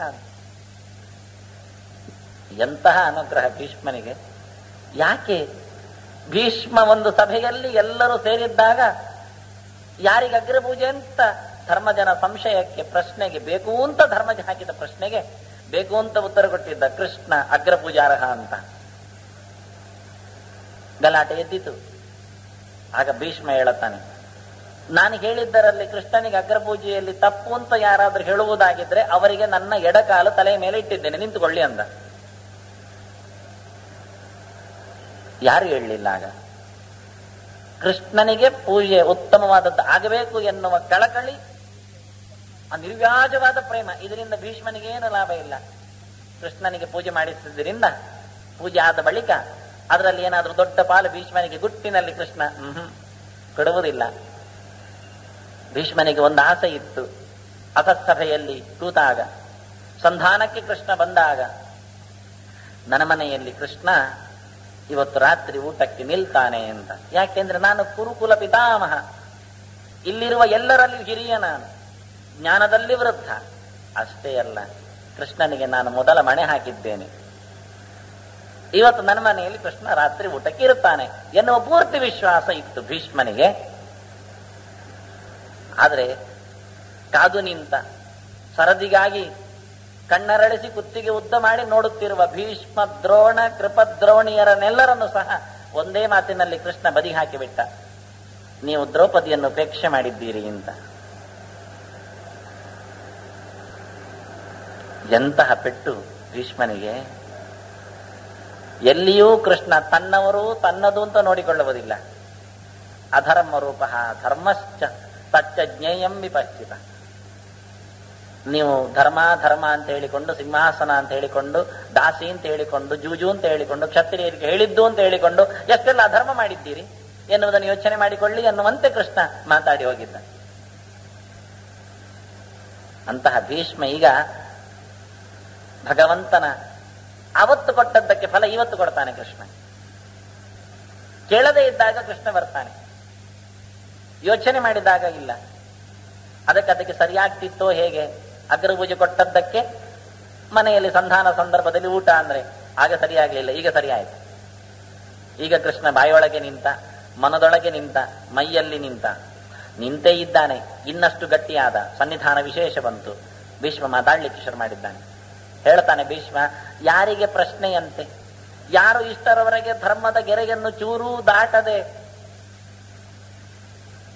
ನಮ್ಮ ಒಂದು ವಂಶದ ಹಿರಿಯನಿಗೆ ಕೊಡತಕ್ಕಂತಹ ಪೂರ್ತಿ ಗೌರವವನ್ನು ಕೊಡುವ ನೆಲದಲ್ಲಿ ತನ್ನ ಸ್ವತ್ವವನ್ನು ಸಹ, ಸಂಪತ್ತನ್ನು ಸಹ ಕಳ್ಕೊಂಡು, ಆದರೂ ಚಿಂತೆ ಇಲ್ಲದೆ, ಚೂರೂ ಕೋಪ ಇಲ್ಲದೆ, ಇಂದಿನವರೆಗೂ ಅಜಾತ ಶತ್ರು ಅಂತ ಅನಿಸಿಕೊಂಡ ಧರ್ಮಜನೇ ಬಂದು ಕೇಳಲಿ ಅಂತಾನೆ. ಬಹಳ ಉದ್ದವಾಗಿ ಹೇಳ್ತಾನೆ. ನಾನು ಬಹಳ ಚಿಕ್ಕದು ಹೇಳಿದೆ ಅಷ್ಟು. 100 ಶ್ಲೋಕದಲ್ಲಿ ಭೀಷ್ಮ ಹೇಳ್ತಾನೆ ಧರ್ಮಜ ಬಂದು ಕೇಳಲಿ ಅಂತ. ತಪ್ಪು ಮಾಡದ, ಧರ್ಮ ಮಾರ್ಗದಲ್ಲಿ ತುಂಬಿದ ಧರ್ಮರಾಜನೇ ಬರಲಿ ನನ್ನ ಬಳಿಗೆ ಅಂತ. ಪೂರ್ತಿ ಅಳಕು ಸ್ವಭಾವವನ್ನು ಬಿಟ್ಟು ಇದೆಲ್ಲ ಕೇಳಿಕೊಂಡು ಧರ್ಮಜನೆ ಹೋಗಿ ಅಜ್ಜ ಅಂತ ಕಾಲ್ಮುಟ್ಟಿ ಕೇಳುತ್ತಾನೆ ಪ್ರಶ್ನೆ. ಮೊದಲಿಗೆ ರಾಜಧರ್ಮ ಬರ್ತದೆ, ಅನಂತರ ಆಪದ್ಧರ್ಮ ಹೇಳುತ್ತಾನೆ, ಕಡೆಗೆ ಮೋಕ್ಷ ಧರ್ಮ. 3 ಪರ್ವಗಳು ಶಾಂತಿ ಪರ್ವದಲ್ಲಿ ಅವಾಂತರ ಪರ್ವಗಳು. ಮಹಾಭಾರತ ಅಂದ್ರೆ ಅದು 100 ಪರ್ವದ ಕಂತೆ. ಒಟ್ಟು ನೋಡಿದ್ರೆ ಶತಪರ್ವ ಸಂಯುತಂ ಅಂತಾರೆ. 100 ಪರ್ವಗಳು ಮಹಾಭಾರತದಲ್ಲಿ. ಅದರಲ್ಲಿ 3 ಅವಾಂತರ ಪರ್ವಗಳು ಶಾಂತಿ ಪರ್ವದಲ್ಲಿ ಉಂಟು. ರಾಜಧರ್ಮ ಪರ್ವ, ಆಪದ್ಧರ್ಮ ಪರ್ವ, ಮೋಕ್ಷ ಧರ್ಮ ಪರ್ವ ಅಂತ. ನಾನು ಹೇಳಿದ್ದೆ ಮೊನ್ನೆ, ಸುಮಾರು 10,000 ಶ್ಲೋಕ ಉಂಟು ಇಲ್ಲಿ ಅಂತ. ಆದ್ರಿಂದ ಒಂದೋ ಶ್ಲೋಕ ಪಾರಾಯಣ ಮಾಡಬೇಕು, ಅದು ಅಲ್ಲ, ಕೆಲವು ಶ್ಲೋಕವನ್ನು ಮಾತ್ರ ಅರ್ಥ ಹೇಳಬೇಕು, ಅಷ್ಟು ಮಾತ್ರ ಮಾಡಬಹುದು. ಒಂದೊಮ್ಮೆ ನಮಗೆ ನಾಳೆ ಮುಗಿಯದಿದ್ರೆ ನಾಳೆದಿಗೆ ಹೋಗುವುದು ಕಡೆಗೆ. ಅಂತೂ ನಾಡದ ದಿನವರೆಗೆ ಮುಗೀತದೆ, ಇನ್ನು 4 ದಿನದಲ್ಲಿ. ರಾಜಧರ್ಮ ಅಂದ್ರೆ ಈಗ ರಾಜರಿಲ್ಲ, ಯಾಕೆ ಧರ್ಮ ಅಂತ ಕೇಳಬೇಡಿ. ಯಾಕೆಂದ್ರೆ ಕೇಳಿದ ನಂತರ ನೋಡುವ ಎಷ್ಟು ರಾಜಧರ್ಮ ಬಂತು ಅಂತ. ಪ್ರತಿಯೊಬ್ಬರಿಗೂ ತಾವು ರಾಜರಂತೆ ಬದುಕಬೇಕು ಅಂತ ಇಲ್ವಾ? ಹಾಗಾದ್ರೆ ಅವರಿಗೆ ಧರ್ಮ ಬೇಕೀಗ. ಧರ್ಮರಾಜ ಕೇಳುತ್ತಾನೆ, ಎಲ್ಲ ಧರ್ಮರಾಜನೇ ಕೇಳುವುದಿನ್ನು. ಅವನ ಪ್ರಶ್ನೆ ನಮ್ಗೆ ಯಾಕೆ ಬೇಕು ಉಸಾಬರಿ? ಅವನ ಪ್ರಶ್ನೆ ಅಂದ್ರೆ ನಮಗೂ ಅದೇ ಪ್ರಶ್ನೆ. ಒಂದೊಮ್ಮೆ ನಾವು ಚೂರು ಧರ್ಮರಾಜರಾದ್ರೆ ನಮ್ಗೆ ಆ ಪ್ರಶ್ನೆ ಆದ್ರೂ ಚೂರಾದ್ರೂ ಬರಬೇಕು. ನಾವು ದುರ್ಯೋಧನರಾದ್ರೆ ದಮ್ಮಯ್ಯ ಸತ್ತಿದ್ದೇವೆ, ಹೋಗುದೊಳ್ಳೇದು. ಅಂದ್ರೆ ದುರ್ಯೋಧನ ಸತ್ತಾಗಿದೆ ಈಗ ಶಾಂತಿ ಪರ್ವಕ್ಕೆ ಬಂದಾಗ.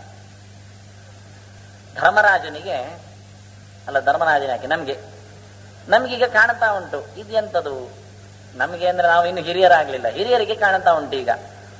ತಲೆ ಸ್ವಲ್ಪ ಹೆಚ್ಚು ಬಿಳಿಯಾದವರಿಗೆ, ಸ್ವಲ್ಪ ಹೇಳಿದ್ರೆ ಮತ್ತೆ ನನ್ನನ್ನು ಸೇರಿಸಿ ಯಾರು, ಹೆಚ್ಚು ಬಿಳಿಯಾದವರಿಗೆ ಕಾಣುತ್ತದೆ. ಏನು ಅಂದ್ರೆ, ಅಲ್ಲ ಇದೆಂತ ಕಾಲ ಕೆಟ್ಟಿದ್ದಿ ಅಂತದ್ದು. ಈ ಮಕ್ಕಳೆಲ್ಲ ಚೆನ್ನಾಗಿಲ್ಲ, ತಂದೆ ಹೇಳಿದ್ದು ಕೇಳುವುದಿಲ್ಲ, ಶಾಲೆ ಬಿಟ್ಟು ಮನೆಗೆ ಬರುವುದಿಲ್ಲ, ಇದೇನು ಕತೆ ಅಂತ ಹಿರಿಯರಿಗೆ ಕಾಣುತ್ತದೆ ಕಾಲ ಕೆಟ್ಟಿದೆ ಅಂತ ಸಮಾಧಾನ ತಂದು ಅವರು ತಲೆ ಒಂದ್ಸರ್ತಿ ತಿಕ್ಕಿ ಕೂತ್ಕೊಳ್ತಾರೆ. ಇದು ಧರ್ಮರಾಜನಿಗೆ ಯೋಚನೆ ಬಂತು. ಎಂದದು ಕತೆ? ಈ ದುರ್ಯೋಧನಾದಿಗಳು ಇಷ್ಟೆಲ್ಲ ಅನಾಹುತ ನಡೆದದ್ದು, ಒಟ್ಟಾರೆ ನನ್ನ ಕೈಯಿಂದ ದೊಡ್ಡ ಪ್ರಮಾದ ಆದಂತಾದದ್ದು, ಕಾಲ ಕೆಟ್ಟಿದೆ ಅಲ್ವಾ ಅಂತಾನೆ. ನಿನ್ ತಲೆ ಕೆಟ್ಟಿದೆ ಅಂದ್ರೆ ಭೀಷ್ಮರು. ಒಬ್ಬರದ್ದು ಯಾರದ್ದು? ಈಗ ನಾವು ಪೊಲ್ಯೂಷನ್ ಕೂಗ್ತೇವೆ, ನೀರು ಹಾಳಾಯ್ತು, ಗಾಳಿ ಹಾಳಾಯ್ತು, ವಸ್ತು ಹಾಳಾಯ್ತು, ಆಹಾರ ಹಾಳಾಯ್ತು ಅಂತ. ಅಲ್ಲ, ಮೊದಲು ಯಾರದ್ದು ತಲೆ ಹಾಳಾಯ್ತಲ್ವ, ಆನಂತರ ಇದೆಲ್ಲ ಅದದ್ದು. ಅದು ಯಾರು ನೋಡೋದಿಲ್ಲ. Mind pollution is first, then all. ಇದೆಲ್ಲ ಪೊಲ್ಯೂಟ್ ಆಗ್ಲಿಕ್ಕೆ ಕಾರಣ ಯಾರದ್ದೋ ಒಂದು ತಲೆ ಮೊದಲು ಪೊಲ್ಯೂಟ್ ಆದದ್ದು. ಅದು ಯಾರು ಹೇಳೋದಿಲ್ಲ. ಅವನ ಮೇಲೆ ಕೂತಿರಿಸಿದ್ದಾರೆ, ನಮಸ್ಕಾರ ಮಾಡ್ತಾ ಇದ್ದಾರೆ ಈ ಪೊಲ್ಯೂಷನ್ ಆದವರೆಲ್ಲರೂ.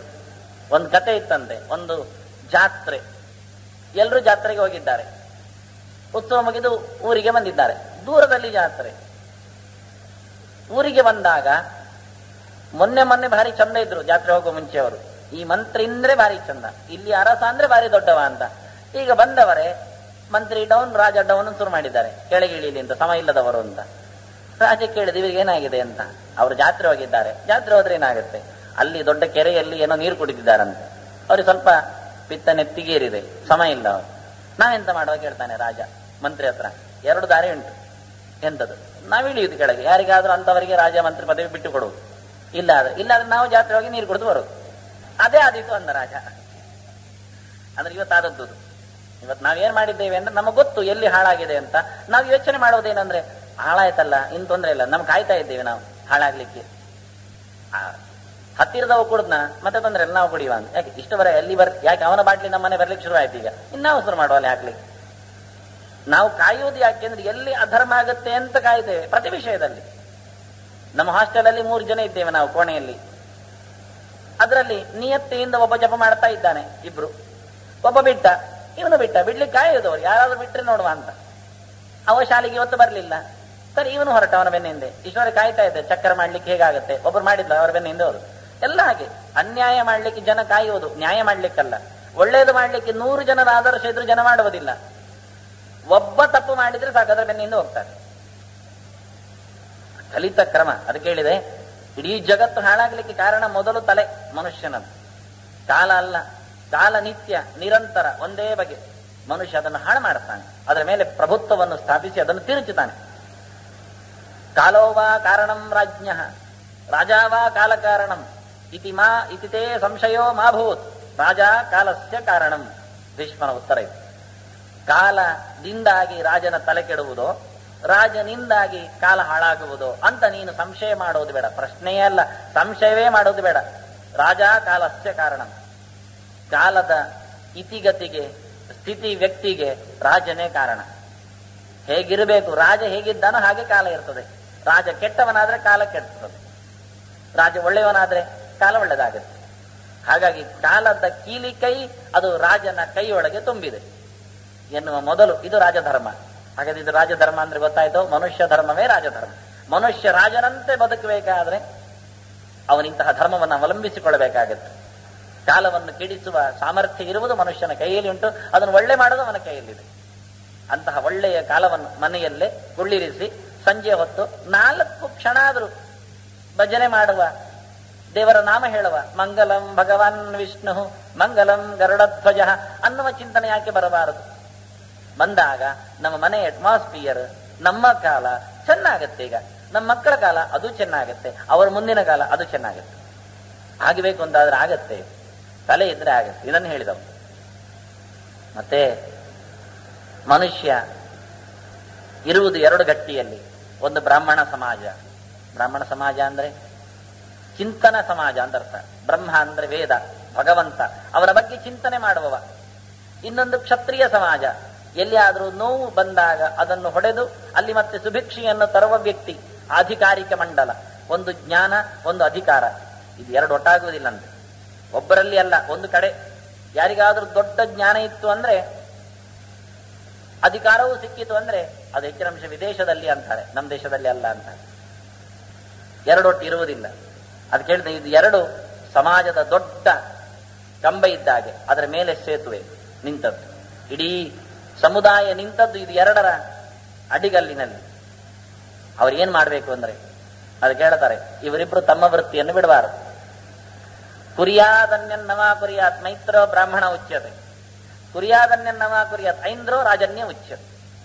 ಒಬ್ಬ ಬ್ರಾಹ್ಮಣ ಅಂದ್ರೆ ಅವನು ಏನು ಬೇಕಾದ್ರೂ ಮಾಡ್ಲಿ, ಏನು ಬೇಕಾದ್ರೂ ಬಿಡ್ಲಿ, ಆದ್ರೆ ಒಂದು ಮಾತ್ರ ಮಾಡಬೇಕು, ಅವನು ಒಂದು ಮಾತ್ರ ಬಿಡಬಾರದು. ಏನಂದ್ರೆ ಜಪ ಮಾಡುವುದು. ಇಷ್ಟೇ. ಎಷ್ಟು ಚಂದ ಉಂಟು ನೋಡಿ. ಜಪ ಎನ್ನುವುದನ್ನು ಬಿಟ್ಟರೆ ಅದು ಸರ್ವನಾಶಕ್ಕೆ ನಾಂದಿ. ಮನೆಯಲ್ಲಿ, ಅವರವರ ಮನೆಯಲ್ಲಿ. ಯಾಕೆಂದ್ರೆ ಒಬ್ಬ ಹುಡುಗ ಜಪ ಮಾಡುವವ, ಅವನ ಪ್ರಾರ್ಥನೆ ಏನಿರ್ತದೆ? ಧಿಯೋ ಯೋನ ಪ್ರಚೋದಯಾತ್, ನಮ್ಮೆಲ್ಲರ ತಲೆ ನೆಟ್ಟಗಿರಲಿ. ಅವನ ಪ್ರಾರ್ಥನೆ ನೋಡಿ. ಅವು ಕೇಳುವುದು ನನ್ನದು ಅಂತಲ್ಲ, ನಮ್ಮೆಲ್ಲರ. ನಮ್ಮೆಲ್ಲರ ಅಂದ್ರೆ ಕಡೆಗೆ ಅಕ್ಕಪಕ್ಕದ ಮನೆಯವರದ್ದು. ಅಲ್ಲಿ ಜಪ ಮಾಡ್ತಾ ಯಾರು ಇಲ್ಲದಿದ್ರೆ ಅದು ಇಟ್ಟುಕೊಳ್ತಾನೆ ಬೇಕಾದ್ರೆ. ಊರಿನಲ್ಲಿ ಯಾರು ಮಾಡೋದಿದ್ರೆ ಇಡೀ ಊರಿನವರದ್ದೇ. ಯಾಕೆಂದ್ರೆ ಒಬ್ಬ ಊರಿನವ ಕೆಟ್ಟದಾದ್ರೆ ಇವನ ಮನೆ ಮೇಲೆ ಕಲ್ಲು ಬೀಳುತ್ತದೆ. ಹಾಗಾಗಿ ಧಿಯೋ ಯೋ ನಃ ಪ್ರಚೋದಯಾತ್, ನಮ್ಮೆಲ್ಲರ ತಲೆ ನೆಟ್ಟಗಾಗಲಿ, ಒಳ್ಳೆಯ ಕಡೆಗೆ ನಮ್ಮ ಚಿಂತನೆ ಸಾಗುವಂತಿರಲಿ.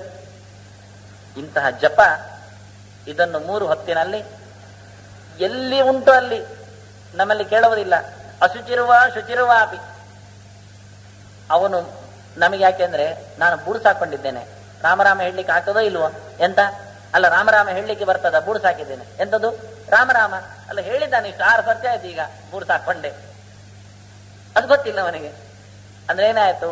ಹೇಗಿದ್ರು ಸಹ ಅಂದ್ರೆ ನಮಗೆ ಬೂಡ್ಸ್ ಹಾಕಿಕೊಳ್ಳಿಕ್ಕೆ ನಾಚಿಕೆ ಆಗಬೇಕು, ಅಂದ್ರೆ ಮೈಲಿಗೆ ಆಗ್ಬೇಕು. ಅದು ಮೈಲಿಗೆ ಯಾರದ್ದೋ ಚರ್ಮ, ಯಾವುದೋ ಚರ್ಮ, ಎಲ್ಲಿಯೋ ಹೋದದ್ದು, ಎಲ್ಲಿಯೋ ಇಟ್ಟದ್ದು, ಅದು ಸಿಕ್ಕಿಸಿಕೊಳ್ಳಿಕ್ಕೆ ನಮಗೆ ಮಡಿಯಾಗ್ತದೆ ಅಂತ ಆದ್ರೆ ದೇವರ ನಾಮ ಹೇಳಲಿಕ್ಕೆ ಹಾಗೆ ನಮಗೆ ಮೈಲಿಗೆ ಯೋಚನೆ.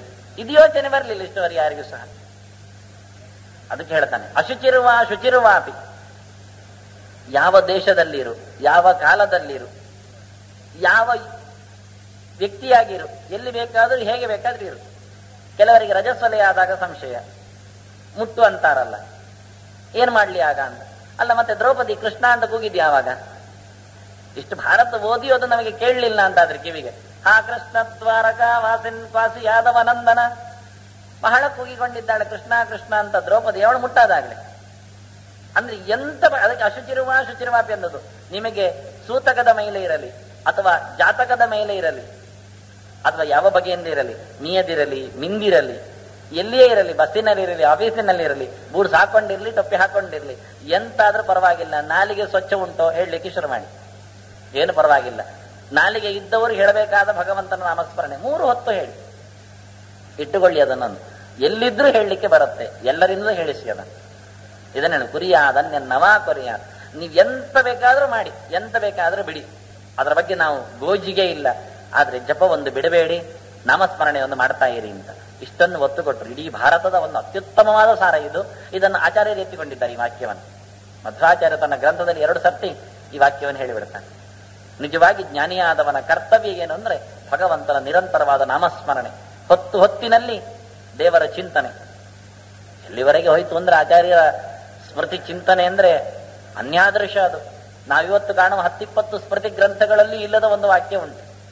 ಅಂತರಾಳೇ ತಥೋದ್ಬುದ್ಧ ಸ್ಮರೇತ ಬಹುಶೋ ಹರಿಂ ಅಂತ ಅವರು ನಿದ್ದೆ ಮಾಡ್ಲಿಕ್ಕೆ ಹೇಳುತ್ತಾರೆ. ಯಾವ ಶಾಸ್ತ್ರಕಾರರು ನಿದ್ದೆಯನ್ನು ಬಿಡ್ಲಿಕ್ಕೆ ಹೇಳುವುದಿಲ್ಲ, ನಿದ್ದೆ ಮಾಡಿ ಅಂತಾರೆ. ಯಾವಾಗ ನಿದ್ದೆ ಮಾಡಬೇಕು ಅಂದ್ರೆ ಯಾಮಾತ್ ಪರತ ಏವಾತ, ರಾತ್ರಿ 6 ಗಂಟೆಗೆ ಸೂರ್ಯ ಅಸ್ತಾಂತ ಇಟ್ಟುಕೊಂಡ್ರೆ 1 ಜಾಮ ಬಿಡಬೇಕು. 3 ಗಂಟೆ ಅಂದ್ರೆ 9 ಗಂಟೆ ನಂತರ ನಿದ್ದೆ ಮಾಡ್ಬೋದು ಅವರ ಲೆಕ್ಕದಲ್ಲಿ. ಬೆಳಿಗ್ಗೆ ಮಾತ್ರ 4 ಗಂಟೆಗೆ ಹೇಳಬೇಕು. 6 ಗಂಟೆ ಸೂರ್ಯೋದಯ ಆದ್ರೆ 4ಕ್ಕೆ ಹೇಳಬೇಕು. ಅವರು ಬೇಗ ಮಲಗಿ ಬೇಗ ಹೇಳಿ ಅಂತಾರೆ. ನಾವು ತಡ ಮಲಗಿ ತಡ ಹೇಳುವವರು ಅಂತ ಅಂತೇವೆ. 7 ಗಂಟೆ 7 ಅಂತ ಮಾಡಿಕೊಂಡಿದ್ದೇವೆ, ಅದು ತಪ್ಪು. ಬೇಕಾದ್ರೆ 3 ಗಂಟೆ ಹಿಂದೆ ಇಡಿ ಅದನ್ನು. 12 ಗಂಟೆಗೆ ಮಲಗುವುದು, 7 ಗಂಟೆಗೆ ಹೇಳುವುದು, ಇದು ಶುದ್ಧ ತಪ್ಪು ಅನ್ನೋದು. ಆಸುರ ಕಾಲ ಇದು, ಬ್ರಹ್ಮ ಕಾಲ ಅಲ್ಲ, ಚಿಂತನ ಕಾಲ ಅಲ್ಲ ಇದು.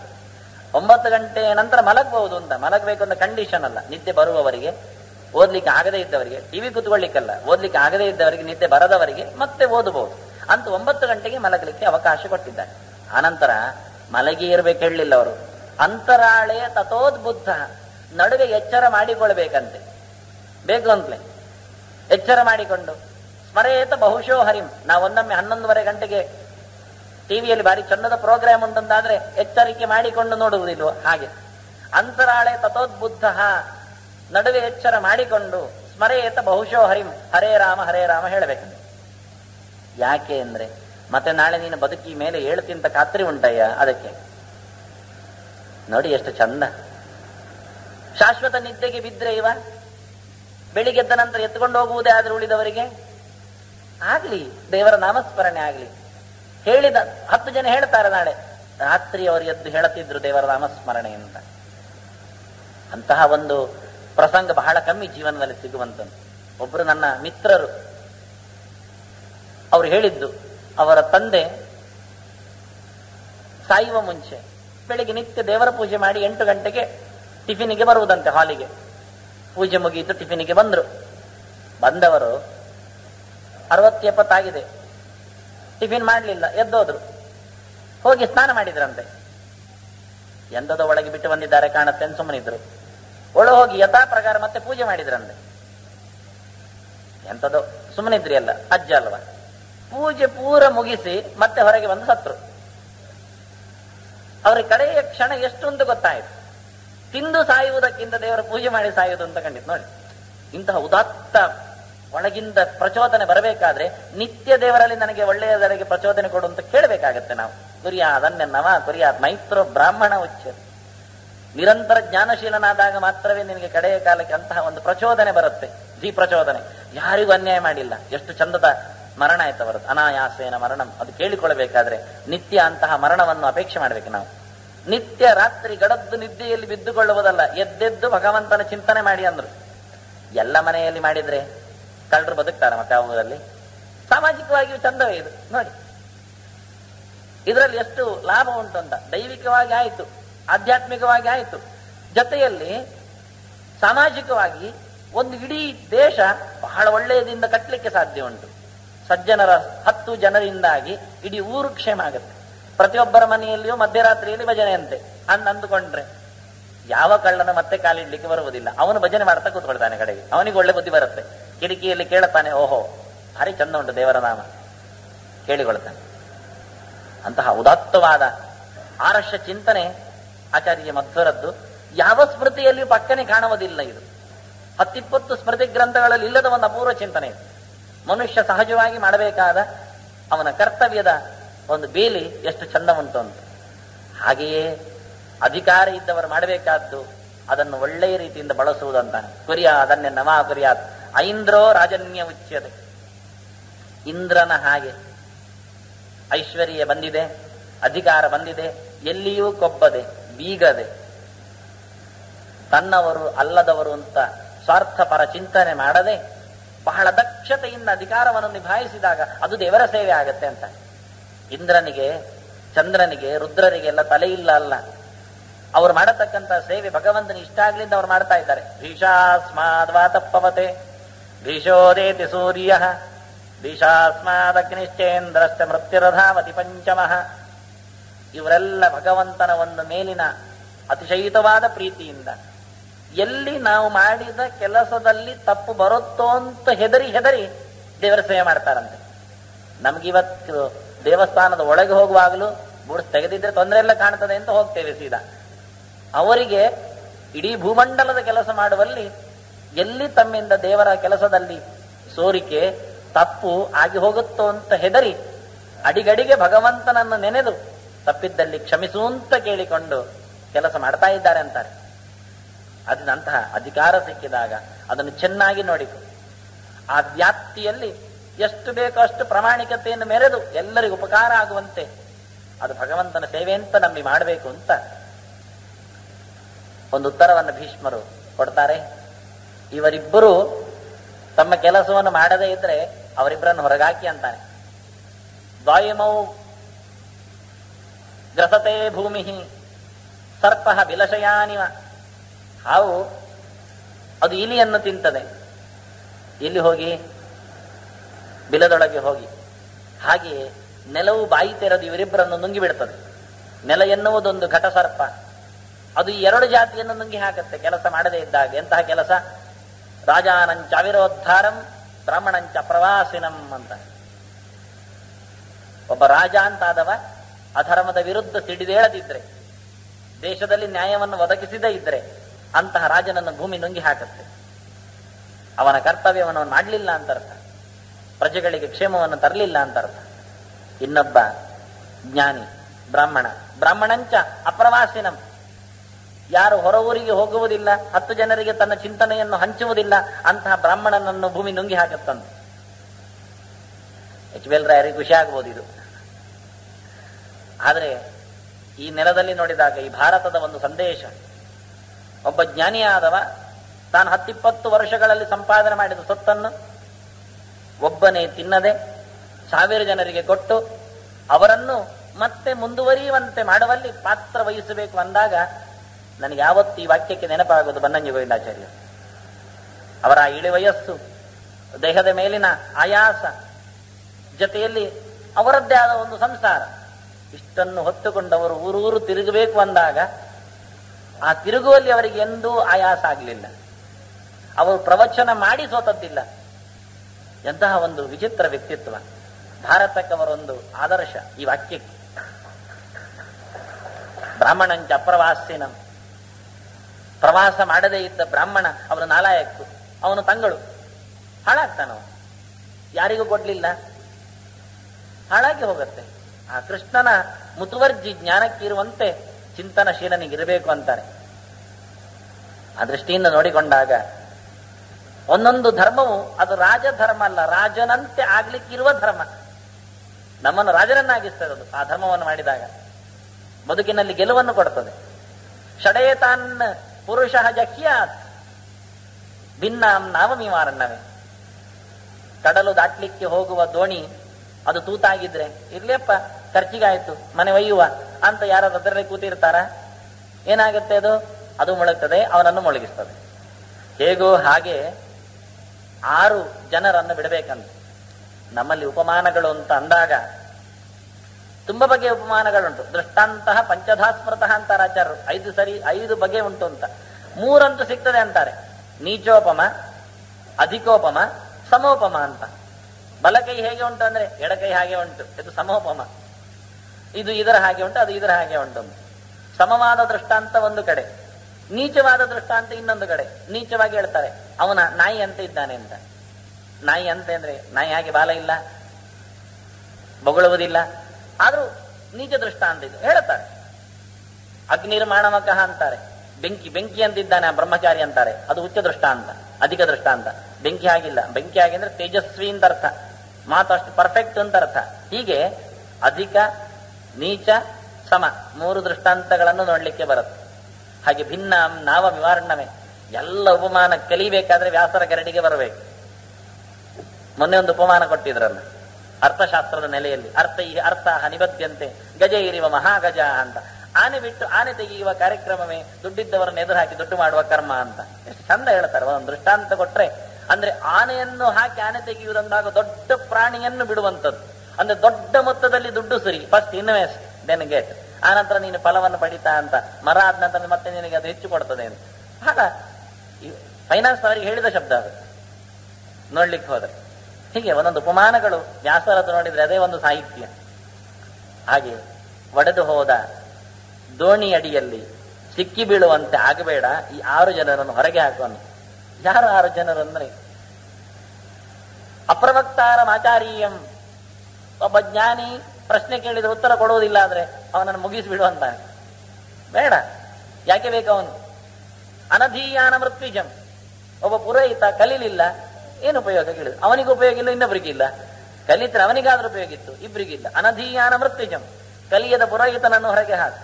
ಅರಕ್ಷಿತಾರಂ ರಾಜಾನಂ. ಚೆನ್ನಾಗಿ ನೋಡಿಕೊಳ್ಳದ ರಾಜ ಇದ್ರೆ ಅವನು ಬೇಡ. 3 ಜನ ಆಯ್ತು. ಇನ್ನೊಂದು ಹೇಳ್ತಾನೆ ಮಾಸಾಗಿ, ಭಾರ್ಯಾಂಚ ಅಪ್ರಿಯವಾದಿನಿ. ಯಾವತ್ತು ನೋಡಿದ್ರು ವಿರೋಧವೇ ಮಾತಾಡುವ ಹೆಂಡತಿ ಇದ್ದರೇನು ಇಲ್ಲದಿದ್ದರೇನು ಅಂತಾನೆ. ಹರ್ಯಾಂಚ ಅಪ್ರಿಯವಾದಿನಿ. ಇವನಿಗೆ ಪ್ರಿಯ ಅಂತಲ್ಲ, ಮಾಸು ಪ್ರಿಯ ಅಪ್ರಿಯ ಆಗ್ಬೇಕು. ಸಹಜವಾಗಿ ಅದ. ಇವನಿಗಾಗಿ ಕುಡಿಬೇಡ ಅಂದ್ರೆ ಅಪ್ರಿಯ ಹೇಳಿದ್ದು, ಆಚಾರ ಹೇಳಿದ್ದಾರೆ ಬಿಡ್ಬೇಕಂತೆ. ಅಲ್ಲ, ಅದಲ್ಲ. ಅಪ್ರಿಯ ಅಂದ್ರೆ ಸಹಜವಾಗಿ ಅಪ್ರಿಯ ಆಗ್ಬೇಕದು.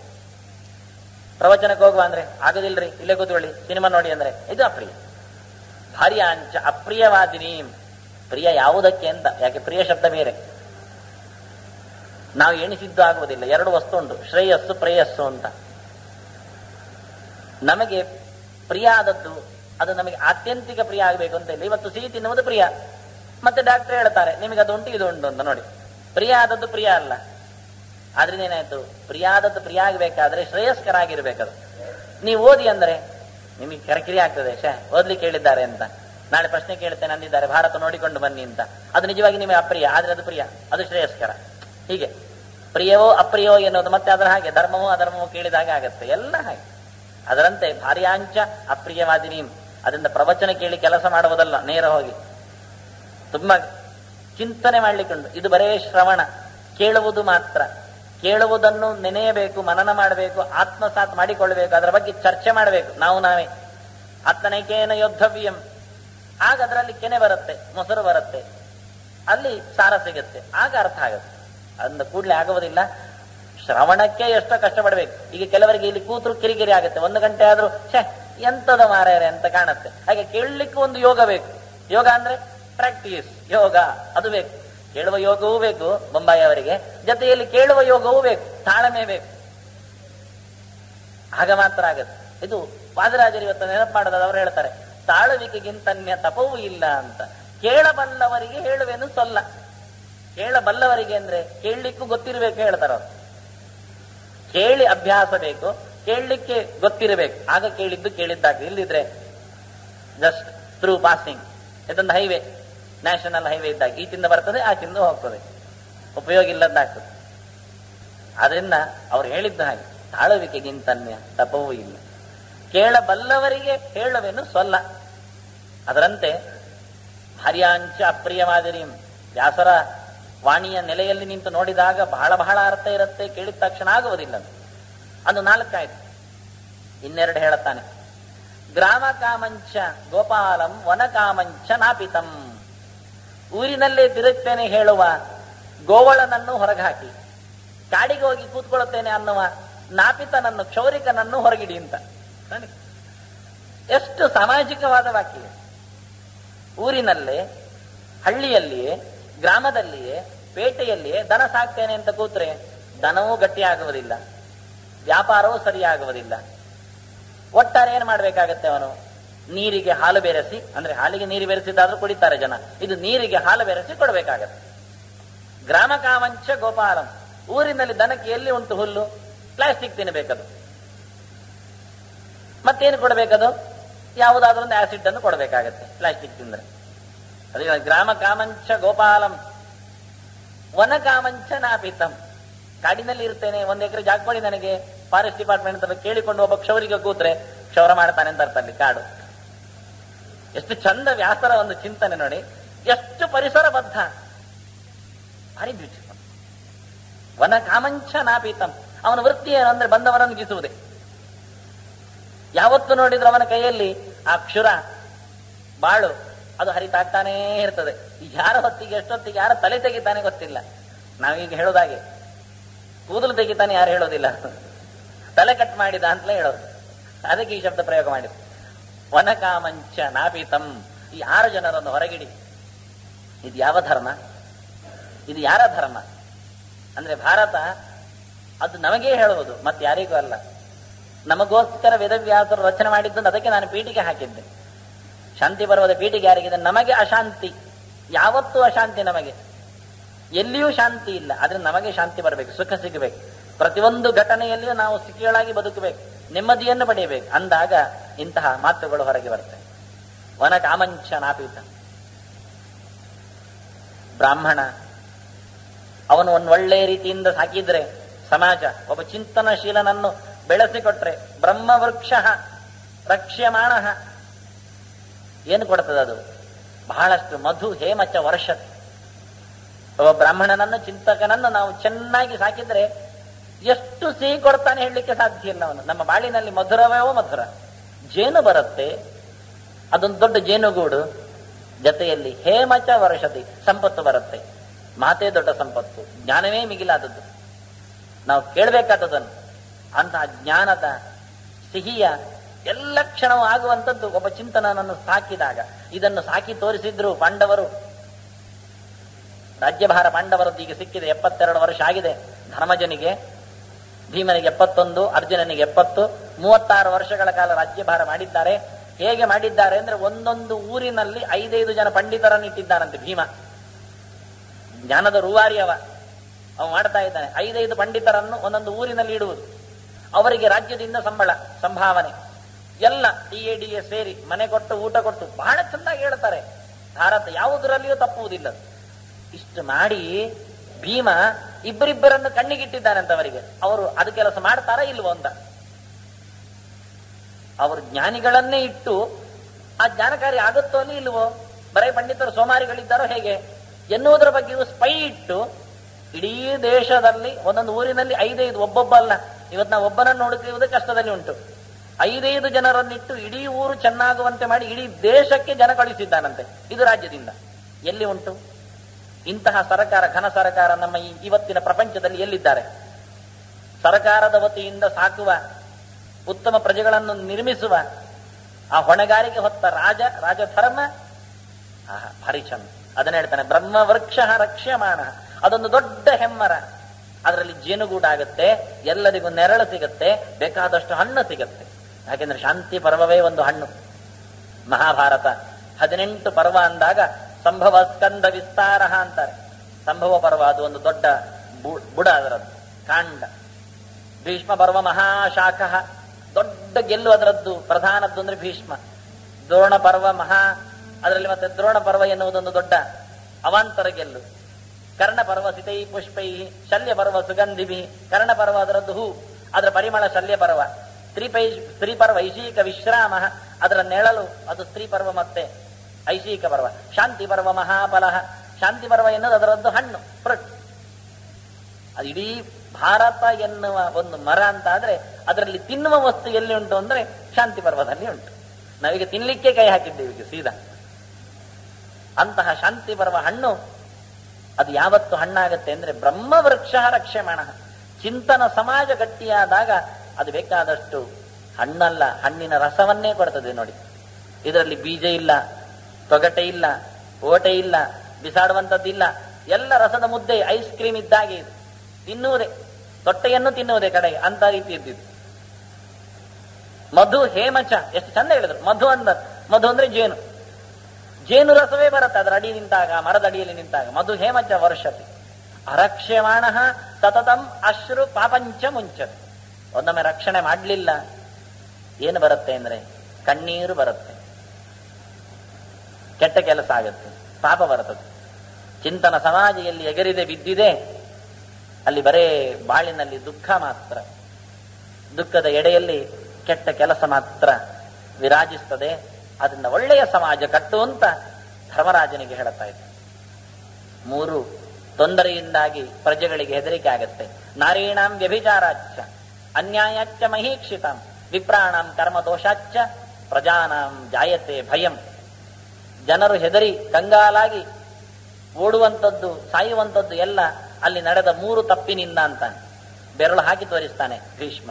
ನಾರೀಣಾಂ ವ್ಯಭಿಚಾರಾಚ್ಚ, ಹೆಂಗಸರು ಕುಲಟೆಯರಾದಾಗ, ಅನ್ಯಾಯಾಚ್ಚ ಮಹೀಕ್ಷಿತಾಂ, ರಾಜರು ತಪ್ಪು ಕೆಲಸ ಮಾಡಿದಾಗ, ವಿಪ್ರಾಣಾಂ ಕರ್ಮ ದೋಷಾಚ್ಚ, ಬ್ರಾಹ್ಮಣ ಸಮಾಜ ಕರ್ಮದಲ್ಲಿ ನ್ಯೂನತೆಯನ್ನು ಮಾಡಿಕೊಂಡ. ಇದು 3 ಹೇಳಿಬಿಟ್ಟು. ಜ್ಞಾನಿಯಾದವ ಸುಂದರವಾದ ಕರ್ಮವನ್ನು ಮಾಡಬೇಕು, ಸ್ವಾರ್ಥ ಇಲ್ಲದೆ ನಿರ್ವ್ಯಾಜವಾದ ಪ್ರೀತಿಯಿಂದ. ಅದಕ್ಕೆ ಅವನಿಗೆ ಪುರೋಹಿತ ಅಂತ ಹೆಸರು. ಪುರೋಹಿತ ಅಂದ್ರೆ ಪುರ ಅಂದ್ರೆ ಪಟ್ಟಣ, ಇಡೀ ದೇಶ, ಅದಕ್ಕೆ ಹಿತವನ್ನು ಬಯಸುವವ ಅಂತ ಅರ್ಥ. ಇಡೀ ದೇಶಕ್ಕೆ ಒಳ್ಳೆಯದಾಗಲಿ ಅಂತ ಅವನು ಮಾಡುವಂಥದ್ದು. ಹೇಳ್ತಾನ ಅವನು ಕಡೆಗೆ ಹೇಳುವುದೇನು? ಕಾಲೇ ವರ್ಷದ ಪರ್ಜನ್ಯ ಪೃಥಿವೀ ಸಸ್ಯಶಾಲಿನಿ ದೇಶೋಯಂ ಕ್ಷೋಭರಹಿತ ಸಜ್ಜನ ಸಂತ ನಿರ್ಭಯಾ ಅಪುತ್ರಾ ಪುತ್ರಿಣ ಸಂತ ಪುತ್ರಿಣ ಸಂತ ಪೌತ್ರಿಣ ಅಧನಾ ಸಧನ ಸಂತು ಜೀವೇಮ ಶರದಾಂ ಶತಂ. ಎಷ್ಟು ಚಂದದ ಪ್ರಾರ್ಥನೆ. ಸರ್ವೇ ಜನಾ ಸುಖಿನೋ ಭವಂತು ಸಮಸ್ತ ಸನ್ಮಂಗಲಾನಿ ಭವಂತು ಎನ್ನುವ ಪ್ರಾರ್ಥನೆಯಲ್ಲಿ ನೀವು ಬಂದವರಿದ್ದೀರಿ, ನಿಮಗೆ ಮಾತ್ರ ಒಳ್ಳೆಯದಾಗಲಿ, ನಿಮ್ಮ ವಂಶದವರು ಬೆಳೆಯಲಿ, ಇಷ್ಟು ಹೇಳ್ತಾರೇನವರು. ಕಡೆಯ ಮಂತ್ರಾಕ್ಷತೆ ಕೊಟ್ಟು ಪೂರ್ಣ ಫಲವನ್ನು ಪ್ರಸಾದವನ್ನು ಕೊಡುವಾಗ ಹೇಳಿಕೊಡ್ತಾರೆ, ದೇಶದಲ್ಲಿ ಸುಭಿಕ್ಷೆಯಾಗಲಿ, ಒಳ್ಳೆಯವರು ಒಳ್ಳೆ ರೀತಿಯಿಂದ ಬದುಕುವಂತಾಗಲಿ ಎನ್ನುವ ಉದಾತ್ತ ಪೂರ್ಣವಾದ ವ್ಯಾಪ್ತವಾದ ಪ್ರಾರ್ಥನೆ ಅಲ್ಲಿ ಮಡುಗಟ್ಟಿದೆ. ಒಬ್ಬೊಬ್ಬನು ಹೀಗೆ ಹೇಳುತ್ತಾ 100 ಕಡೆಯಲ್ಲಿ ಇಂತಹ ಒಂದು ಉದಾತ್ತ ಪ್ರಾರ್ಥನೆ ಹೊರಗೆ ಬಂದಾಗ ಹೀಗಿರಬೇಡ. ಅಂತಹ ಸಮಾಜವನ್ನು ನಿರ್ಮಾಣ ಮಾಡುವಂತಾರೆ ಅವರು. ಜೊತೆಯಲ್ಲಿ ರಾಜನೇ ಅನ್ಯಾಯ ಮಾಡಿದ್ರೆ ಮತ್ತೇನು ಉಳಿಯಿತು? ಅದೇ ಅನ್ಯಾಯ ಅಚ್ಚ ಮಹೀಕ್ಷಿತಾಮಂದು. ಅಧಿಕಾರದಲ್ಲಿ ಕೈ ಅಡಿಗೆ ಹೋದ್ರೆ ಏನು ಬಂತು ಅಂತಾರೆ ಮತ್ತೆ. ಅನ್ಯಾಯ ಮಾಡಬೇಡ, ನ್ಯಾಯಯುತವಾಗಿ ಬದುಕು. ಎದೃಚ್ಛಾ ಲಾಭ ಸಂತುಷ್ಟ, ದೇವರು ಕೊಟ್ಟದ್ದರಲ್ಲಿ ತೃಪ್ತಿಪಟ್ಟಾಗ ಆಗತಕ್ಕಂತಹ ನೆಮ್ಮದಿಯ ಒಂದು ನಿದ್ದೆ ಮತ್ತೆ ಎಲ್ಲಿಯೂ ಬರುವುದಿಲ್ಲ, ಯಾವತ್ತೂ ಬರುವುದಿಲ್ಲ. ಅದನ್ನ ಅಧಿಕಾರದವರು ಅನ್ಯಾಯ ಮಾಡಬಾರದು. ನಾರೀಣಾಂ ವ್ಯಭಿಚಾರಾಚ್ಛ, ಹೆಂಗಸರು ಹಾದಿ ತಪ್ಪಬಾರದು. ಯಾವುದೋ ಹೆಣ್ಣು ಸಮಾಜ ಮತ್ತೆ ದನಿ ಎತ್ತಬಹುದು, ಅಲ್ಲ ಗಂಡಸರು ಹಾಳು ಮಾಡುವುದಿಲ್ಲವೋ ಅಂತ. ಹಾಳಾಗುವುದು ಹೆಂಗಸರು ಎನ್ನುವ ಯೋಚನೆ ಹೆಂಗಸರಿಗೆ ಬಂದ್ರೆ ಗಂಡಸರು ಹಾಳಾಗುವುದಿಲ್ಲ. ಚರ್ಚೆ ಮಾಡುವುದಿಲ್ಲ, ನಾನು ಬಿಟ್ಟುಬಿಡ್ತೇನೆ ಅಂತ ಮಹಾಭಾರತದ ನೆಲೆಯಲ್ಲಿ ಒಂದು ಬರೇ ಕ್ಲೂ ಮಾತ್ರ ಕೊಟ್ಟೆ ಅಷ್ಟೆ. ಇದನ್ನು ಹೇಳ್ತಾನೆ ಹಾಗೆ. ಯಾಕೆಂದರೆ ಧರ್ಮ ಅದು ಬದುಕಬೇಕು. ಧಾರಣಾ ಧರ್ಮ ಇತ್ಯಾಹೋ ತಸ್ಮಾತ್ ಧಾರಯತೆ ಪ್ರಜಾ ಯಸ್ಯ ಧಾರಣ ಸಂಯುಕ್ತ ಸಧರ್ಮ ಇತಿ ವಿಶ್ರುತಃ. ಧರ್ಮ ಅಂದ್ರೆ ಎಂಥದ್ದು? ಧರ್ಮದ ವ್ಯಾಖ್ಯಾನ ಬಂದದ್ದು ಇಲ್ಲಿ ಇಡೀ ಭಾರತದಲ್ಲಿ ಪರಿಪೂರ್ಣವಾಗಿ. ಧರ್ಮ ಅಂದ್ರೆ ಏನೂ ಇಲ್ಲ, ನೀನು ನಿಂತಲ್ಲಿ ನಿಲ್ಲುವುದು. ಬಹಳ ಸುಲಭ ಹೇಳಲಿಕ್ಕೆ. ಕುಸಿಯದಿರುವುದೇ ಧರ್ಮ, ಜಾರಿ ಬೀಳದಿರುವುದೇ ಧರ್ಮ, ಬಿದ್ದು ಹೋಗದಿರುವುದೇ ಧರ್ಮ. ಧರ್ಮ ಅಂದ್ರೆ ಒಂದು ಧರ್ಮ, ನಿಂತಲ್ಲಿ ನಿಲ್ಲುವುದು. ಧಾರಣಾ ಧರ್ಮ ಇತ್ಯಾಹು, ನಿನ್ನನ್ನು ನೀನು ಹೊತ್ತುಕೋ, ಬೀಳಿಸಬೇಡ. ಎಲ್ಲಿವರೆಗೆ ಉಂಟು ಅಂದ್ರೆ ನಾವೇ ಇವತ್ತು ಹೊಂಡ ತೆಗೆದು ಬೀಳುವುದು. ಹಿಂದಿನ ಕಾಲದಲ್ಲಿ ಆಗಿರ್ಲಿಲ್ಲ, ಯಾರೋ ಹೊಂಡ ತೆಗೆದ್ರಲ್ಲಿ ಯಾರೋ ಬೆಳೆತಿದ್ರು. ಈಗ ನಾವೇ ಹೊಂಡ ತೆಗೆದು ಬೀಳುವಂಥದ್ದು.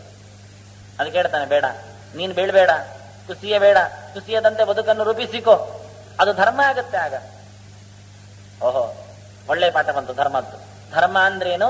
ನಿಲ್ಲುವುದು. 4 ಜನರನ್ನು ಕಾಲಡಿಗೆ ಹಾಕುವುದು, ನಿಲ್ಲುವುದು. ಅದಕ್ಕೆ ಹೇಳ್ತಾರೆ ಭೀಷ್ಮರು, ಅದಲ್ಲ, ಒಂದು ಅಡ್ಜಸ್ಟ್ಮೆಂಟ್ ಎಂಟ್ರಿ ಕೊಟ್ಟರು ಕೂಡ್ಲೆ ಕೆಳಗೆ, ಇದನ್ನು ಸೇರಿಸಿಕೋ ಅಂದ್ರು. ಅಹಿಂಸಾರ್ಥಾಯ ಭೂತಾನಾಂ ಧರ್ಮ ಪ್ರವಚನ ಕೃತಂ ಯಸ್ಯಾದ್ ಅಹಿಂಸಾ ಸಂಯುಕ್ತ ಸಧರ್ಮ ಇತಿ ವಿಶ್ರುತಃ. ನೀನು ನಿಲ್ಲುವಲ್ಲಿ ಯಾರಿಗೂ ತೊಂದರೆ ಆಗಬಾರದು ಅಂದ್ರೆ ಮುಗಿದೋಯ್ತಲ್ಲ. ಒಂದು ಬೇಲಿ ಹಾಕಿಬಿಟ್ಟು, ಕಾಯಿಕವಾಗಿರಲಿ, ಮಾನಸಿಕವಾಗಿರಲಿ, ವಾಚಿಕವಾಗಿರಲಿ, ಎಲ್ಲಿಯೂ ಹಿಂಸೆ ಇಲ್ಲದಿದ್ದಾಗ ಯಾರಿಗೆ? ನಿನಗೂ. ಇವತ್ತು ನಮ್ಮ ಧರ್ಮ ನಮಗೆ ಹಿಂಸೆ. ಬೆಳಿಗ್ಗೆ ಹೇಳ್ಬೇಕಲ್ಲ, 4 ಗಂಟೆಗೆ ಬೈಯುವುದು, ಗಂಟೆಗೆ ಬೈಯುವುದು, ನಮ್ಗೆ ಬೈಯುವುದು, ಮನೆಯೋರ್ಬಡಿ ಬೈಯುವುದು. ಮತ್ತೆ ಯಾರಿದ್ದಾರೆ ಅವರಿಗೆಲ್ಲ ನಿನಗೆ ಹೇಳಲಿಕ್ಕೆ ಆಗ್ಲಿಲ್ಲ, ನನಗೆ ಪೂಜೆ ಮಾಡೋದು ಯಾವಾಗ, ಜಪ ಮಾಡೋದು ಹೇಗೆ, ಬತ್ತಿ ಚೆಂದ ಹಾಕ್ಲಿಲ್ಲ, ಗಂಟಾಮಣಿ ಎಲ್ಲ ಆಡಿಸುವುದಿಲ್ಲ, ಗಂಟೆ ಬಡಿಯುವುದಿಲ್ಲ. ಪಕ್ಕದ ಮನೆಯವರಿಗೆ ಒಬ್ಬ 4 ಗಂಟೆ ಎದ್ದ ಜಪ ಅಂತೆ, ನನಗೆ ಗಂಟೆ ಕಿರಿಕಿರಿ, ಬರುವುದೇ ನಿದ್ದೆ ಆಗ ನನಗೆ, ಅವಾಗ ಹೋಗುವುದು. ನೋಡಿ ಅವಾಂತರ ನೋಡಿ. ನಮ್ಮ ಧರ್ಮ ನಮಗೆ ಮಾಡಲಿಕ್ಕೆ ನಮಗೆ ಯಾರು ಬಿಡುವುದಿಲ್ಲ, ಮನಸ್ಸು ನಮಗಿಲ್ಲ, ಜೊತೆಯಲ್ಲಿ ಅವರು ಬಿಡುವುದಿಲ್ಲ. ಒಳ್ಳೇದಾಯ್ತಲ್ಲ, ನಾನಾಗಿ ಹೇಳಿದಲ್ಲ, ಕಾರಣ ಹುಡುಕಿದ್ರೆ ಸರಿ. ನಾವು ಕಾಲಂ ವಿಘ್ನೇನ ಯೋಜಯನ್ ವಿಘ್ನಂ ನಿಮಿತ್ತತಃ ಬ್ರೂಯಾತ್ ನಿಮಿತ್ತಂಚೈವ ಹೇತುನ. ಎಂತಾದ್ರೂ ಬಿಡಬೇಕು ಅಂತ ನಮ್ಮ ಕಂಡ್ರೆ ಉಂಟಲ್ಲ, ಅದಕ್ಕೆ ಮೊದಲು ಹೇಳುವುದು ಪುರುಸೊತ್ತಿಲ್ಲ ಅಂತ. ಕಾಲಂ ವಿಘ್ನೇನ ಯೋಜಯನ್, ಪುರುಸೊತ್ತು ಇತ್ತಲ್ಲ, ಬೆಳಿಗ್ಗೆ ಆದಿತ್ಯವಾರ ಪೂರ್ತಿ ರಜೆ ಇತ್ತಲ್ಲ ಅಂದ್ರೆ ಅವತ್ತು ಬೇರೆ ಕೆಲಸ ಇದ್ರಿ, ವಿಘ್ನಂ ನಿಮಿತ್ತತಃ ಬ್ರೂಯಾತ್, ಒಂದು ನಿಮಿತ್ತ ಹೇಳೋದು ಅರ್ಥ, ಮೇಲಕ್ಕೆ ಹೋಗುತ್ತೆ ಅಂತ ಪ್ರೋಗ್ರೆಸಿವ್, ಅದು ಮಾಡಿಕೊ. ಆದರೆ ಹೇಳುವುದಿಲ್ಲ ಭೀಷ್ಮರು, ಅದು ಬೇರೆ ಕಡೆ ಬರುತ್ತೆ ಭಾರತದಲ್ಲಿ. ಆದರೆ ಪಕ್ಕದವರನ್ನು ಕರ್ಕೊಂಡು ಹೋಗು ಅಂತ ಬೇಡದು ನಮಗೆ, ಅದು ಬೇಡ, ಸಹವಾಸ ಬೇಡ. ಯಾಕೆಂದ್ರೆ ಪಕ್ಕದವರ ಮುಟ್ಲಿಕ್ಕೆ ಹೋದ್ರೆ ಹೇಳಿದ್ದಾರೆ ಮತ್ತೆ ಪುನಃ ಮತ್ತೆ ಹಿಂದೆ ಬೀಳ್ಬೇಕಾಗುತ್ತೆ. ಇದು ಕಷ್ಟ. ನಾವು ಪಕ್ಕದವರು ಅಕ್ಕಪಕ್ಕದವರು ಅಂತ ಮಾಡಿಕೊಂಡ್ರೆ ಅದು ನಮ್ಮ ಪಕ್ಕೆಲ್ಲವೂ ಮುರಿದು ತಿನ್ನುವವರೇ ಆಗಿರ್ತಾರೆ. ಅದರಿಂದ ಬೇಡ ಅಂತ. ಒಬ್ಬನಿಗೆ ಕಿರಿಕಿರಿ ಆಯ್ತಂತೆ ಮನೆಯಲ್ಲಿ ಕೂತಾಗ ರಾಜನಿಗೆ. ಯಾಕೆ ಅಂದ್ರೆ ಅವರ ಅರಮನೆಯ ದರ್ಬಾರು ಆಚೆ ಬದಿಯಲ್ಲಿ ಒಬ್ಬ ದೊಡ್ಡ ಅಕ್ಕ ಸಾಲಿಗೆ ಇದ್ದಾನೆ, ಚಿನ್ನದ ಕೆಲಸ ಮಾಡುವವ. ಈಚೆ ಬದಿಯಲ್ಲಿ ಮತ್ತೆ ಮರದ ಕೆಲಸ ಮಾಡುವವ ಇದ್ದಾನೆ, ಶಿಲ್ಪಿ. ಇವರದ್ದೆಲ್ಲ ದಿನ ಬಡಿಯುವ ಕಡಿಯುವ ಶಬ್ದ ಕೇಳಿ ರಾಜನಿಗೆ ನೆಮ್ಮದಿ ಇಲ್ಲ. ಮಂತ್ರಿ ಹತ್ರ ಹೇಳಿದ, ಅವರ ಮನೆ ಚೇಂಜ್ ಮಾಡಿಸು ಅಂತ. ಹೇಳಲಿಕ್ಕೆ ಹೇಳಿ ಎದ್ದೋಗ್ಲಿ ಅಂತ. ನೋಟಿಸ್ ಬಂತು, ರಾಜರ ನೋಟಿಸು. ಸರಿ, ಇಬ್ರು ಮನೆ ಖಾಲಿ ಮಾಡಿದ್ರು. 1 ವಾರದೊಳಗೆ ಮಾಡುತ್ತೇವೆ ಅಂದ್ರು. ಮಾಡಿದ್ರು. ಯಥಾ ಪ್ರಕಾರ ಶಬ್ದ ಆಗ್ತಾನೆ ಉಂಟು ರಾಜನಿಗೆ. ಎಂತಾಯ್ತು ಅಂತ ಕೇಳಿದ ಮಂತ್ರಿ ಹತ್ರ. ಇಬ್ರು ಖಾಲಿ ಮಾಡಿದ್ದಾರೆ ಮನೆ. ಮತ್ತೆ ಯಾಕೆ ಕೇಳ್ತದೆ? ಅವನು ಖಾಲಿ ಮಾಡಿ ಈ ಮನೆ ಹೋಗಿದ್ದಾನೆ, ಇವ ಖಾಲಿ ಮಾಡಿ ಆ ಮನೆ ಹೋಗಿದ್ದಾನೆ. ನಮ್ ಕಥೆ ಹಾಗೆ ಇರ್ತದೆ. ಯಾವುದನ್ನು ನಾವು ಮಾಡ್ಲಿಕ್ಕೆ ಹೋಗ್ತೇವೆ ಅದು ಇನ್ನೊಂದಾಗಿರ್ತದೆ. ಅನ್ಯ ಸಂದಿತ್ತು ಅಪರಂಚವತೆ ಅಂತ. ಮಾಡುವುದೊಂದು ಆಗುವುದೊಂದು. ಅಕ್ಕಪಕ್ಕದವರನ್ನು ನಂಬಿ ನಾವು ಹೊಂಡಕ್ಕೆ ಬೀಳುತ್ತೇವೆ, ಅದು ಅವರನ್ನು ಬೀಳಿಸ್ಲಿಕ್ಕೆ ಹೋಗಿ ನಾವೇ ಬಿದ್ದಿರುತ್ತೇವೆ. ಅದಾಗಬೇಡ. ಯಾರಿಗೂ ತೊಂದರೆ ಆಗದಂತೆ ಅಂದಾಗ ಅವರ ಯೋಗಕ್ಷೇಮದ ಬಗ್ಗೆ ನಿನಗೆ ಬೇಡ ತಲೆ ಖರ್ಚು. ನಿನ್ನ ಧಾರಣೆಯನ್ನು ನೀನು ಮಾಡಿಕೋ, ಎತ್ತರಕ್ಕೇರು ಎನ್ನುವ ಬಹಳ ಸುಂದರವಾದ ಧರ್ಮದ ಚಿಂತನೆಯನ್ನು ಕೊಟ್ಟು ಸಮಾಜದ ಉದ್ಧಾರಕ್ಕೆ ಒಂದು ಅಸಾಧಾರಣವಾದ ಕೊಡುಗೆ ಶಾಂತಿ ಪರ್ವದ ಮಾತು ಬಂದಿದೆ. ಮತ್ತೆ ನಾಳೆ ಯಥಾ ಪ್ರಕಾರ ಸೇರಿದಾಗ 8:30 ಮೊದಲು ಚಿಂತನೆ ನಡೆಸುವ ಅಂತ ಹೇಳ್ತಾ ತಮಗೆ ವಂದನೆ ಒಪ್ಪಿಸ್ತಾ ಇದ್ದೇನೆ. ಶ್ರೀಕೃಷ್ಣ.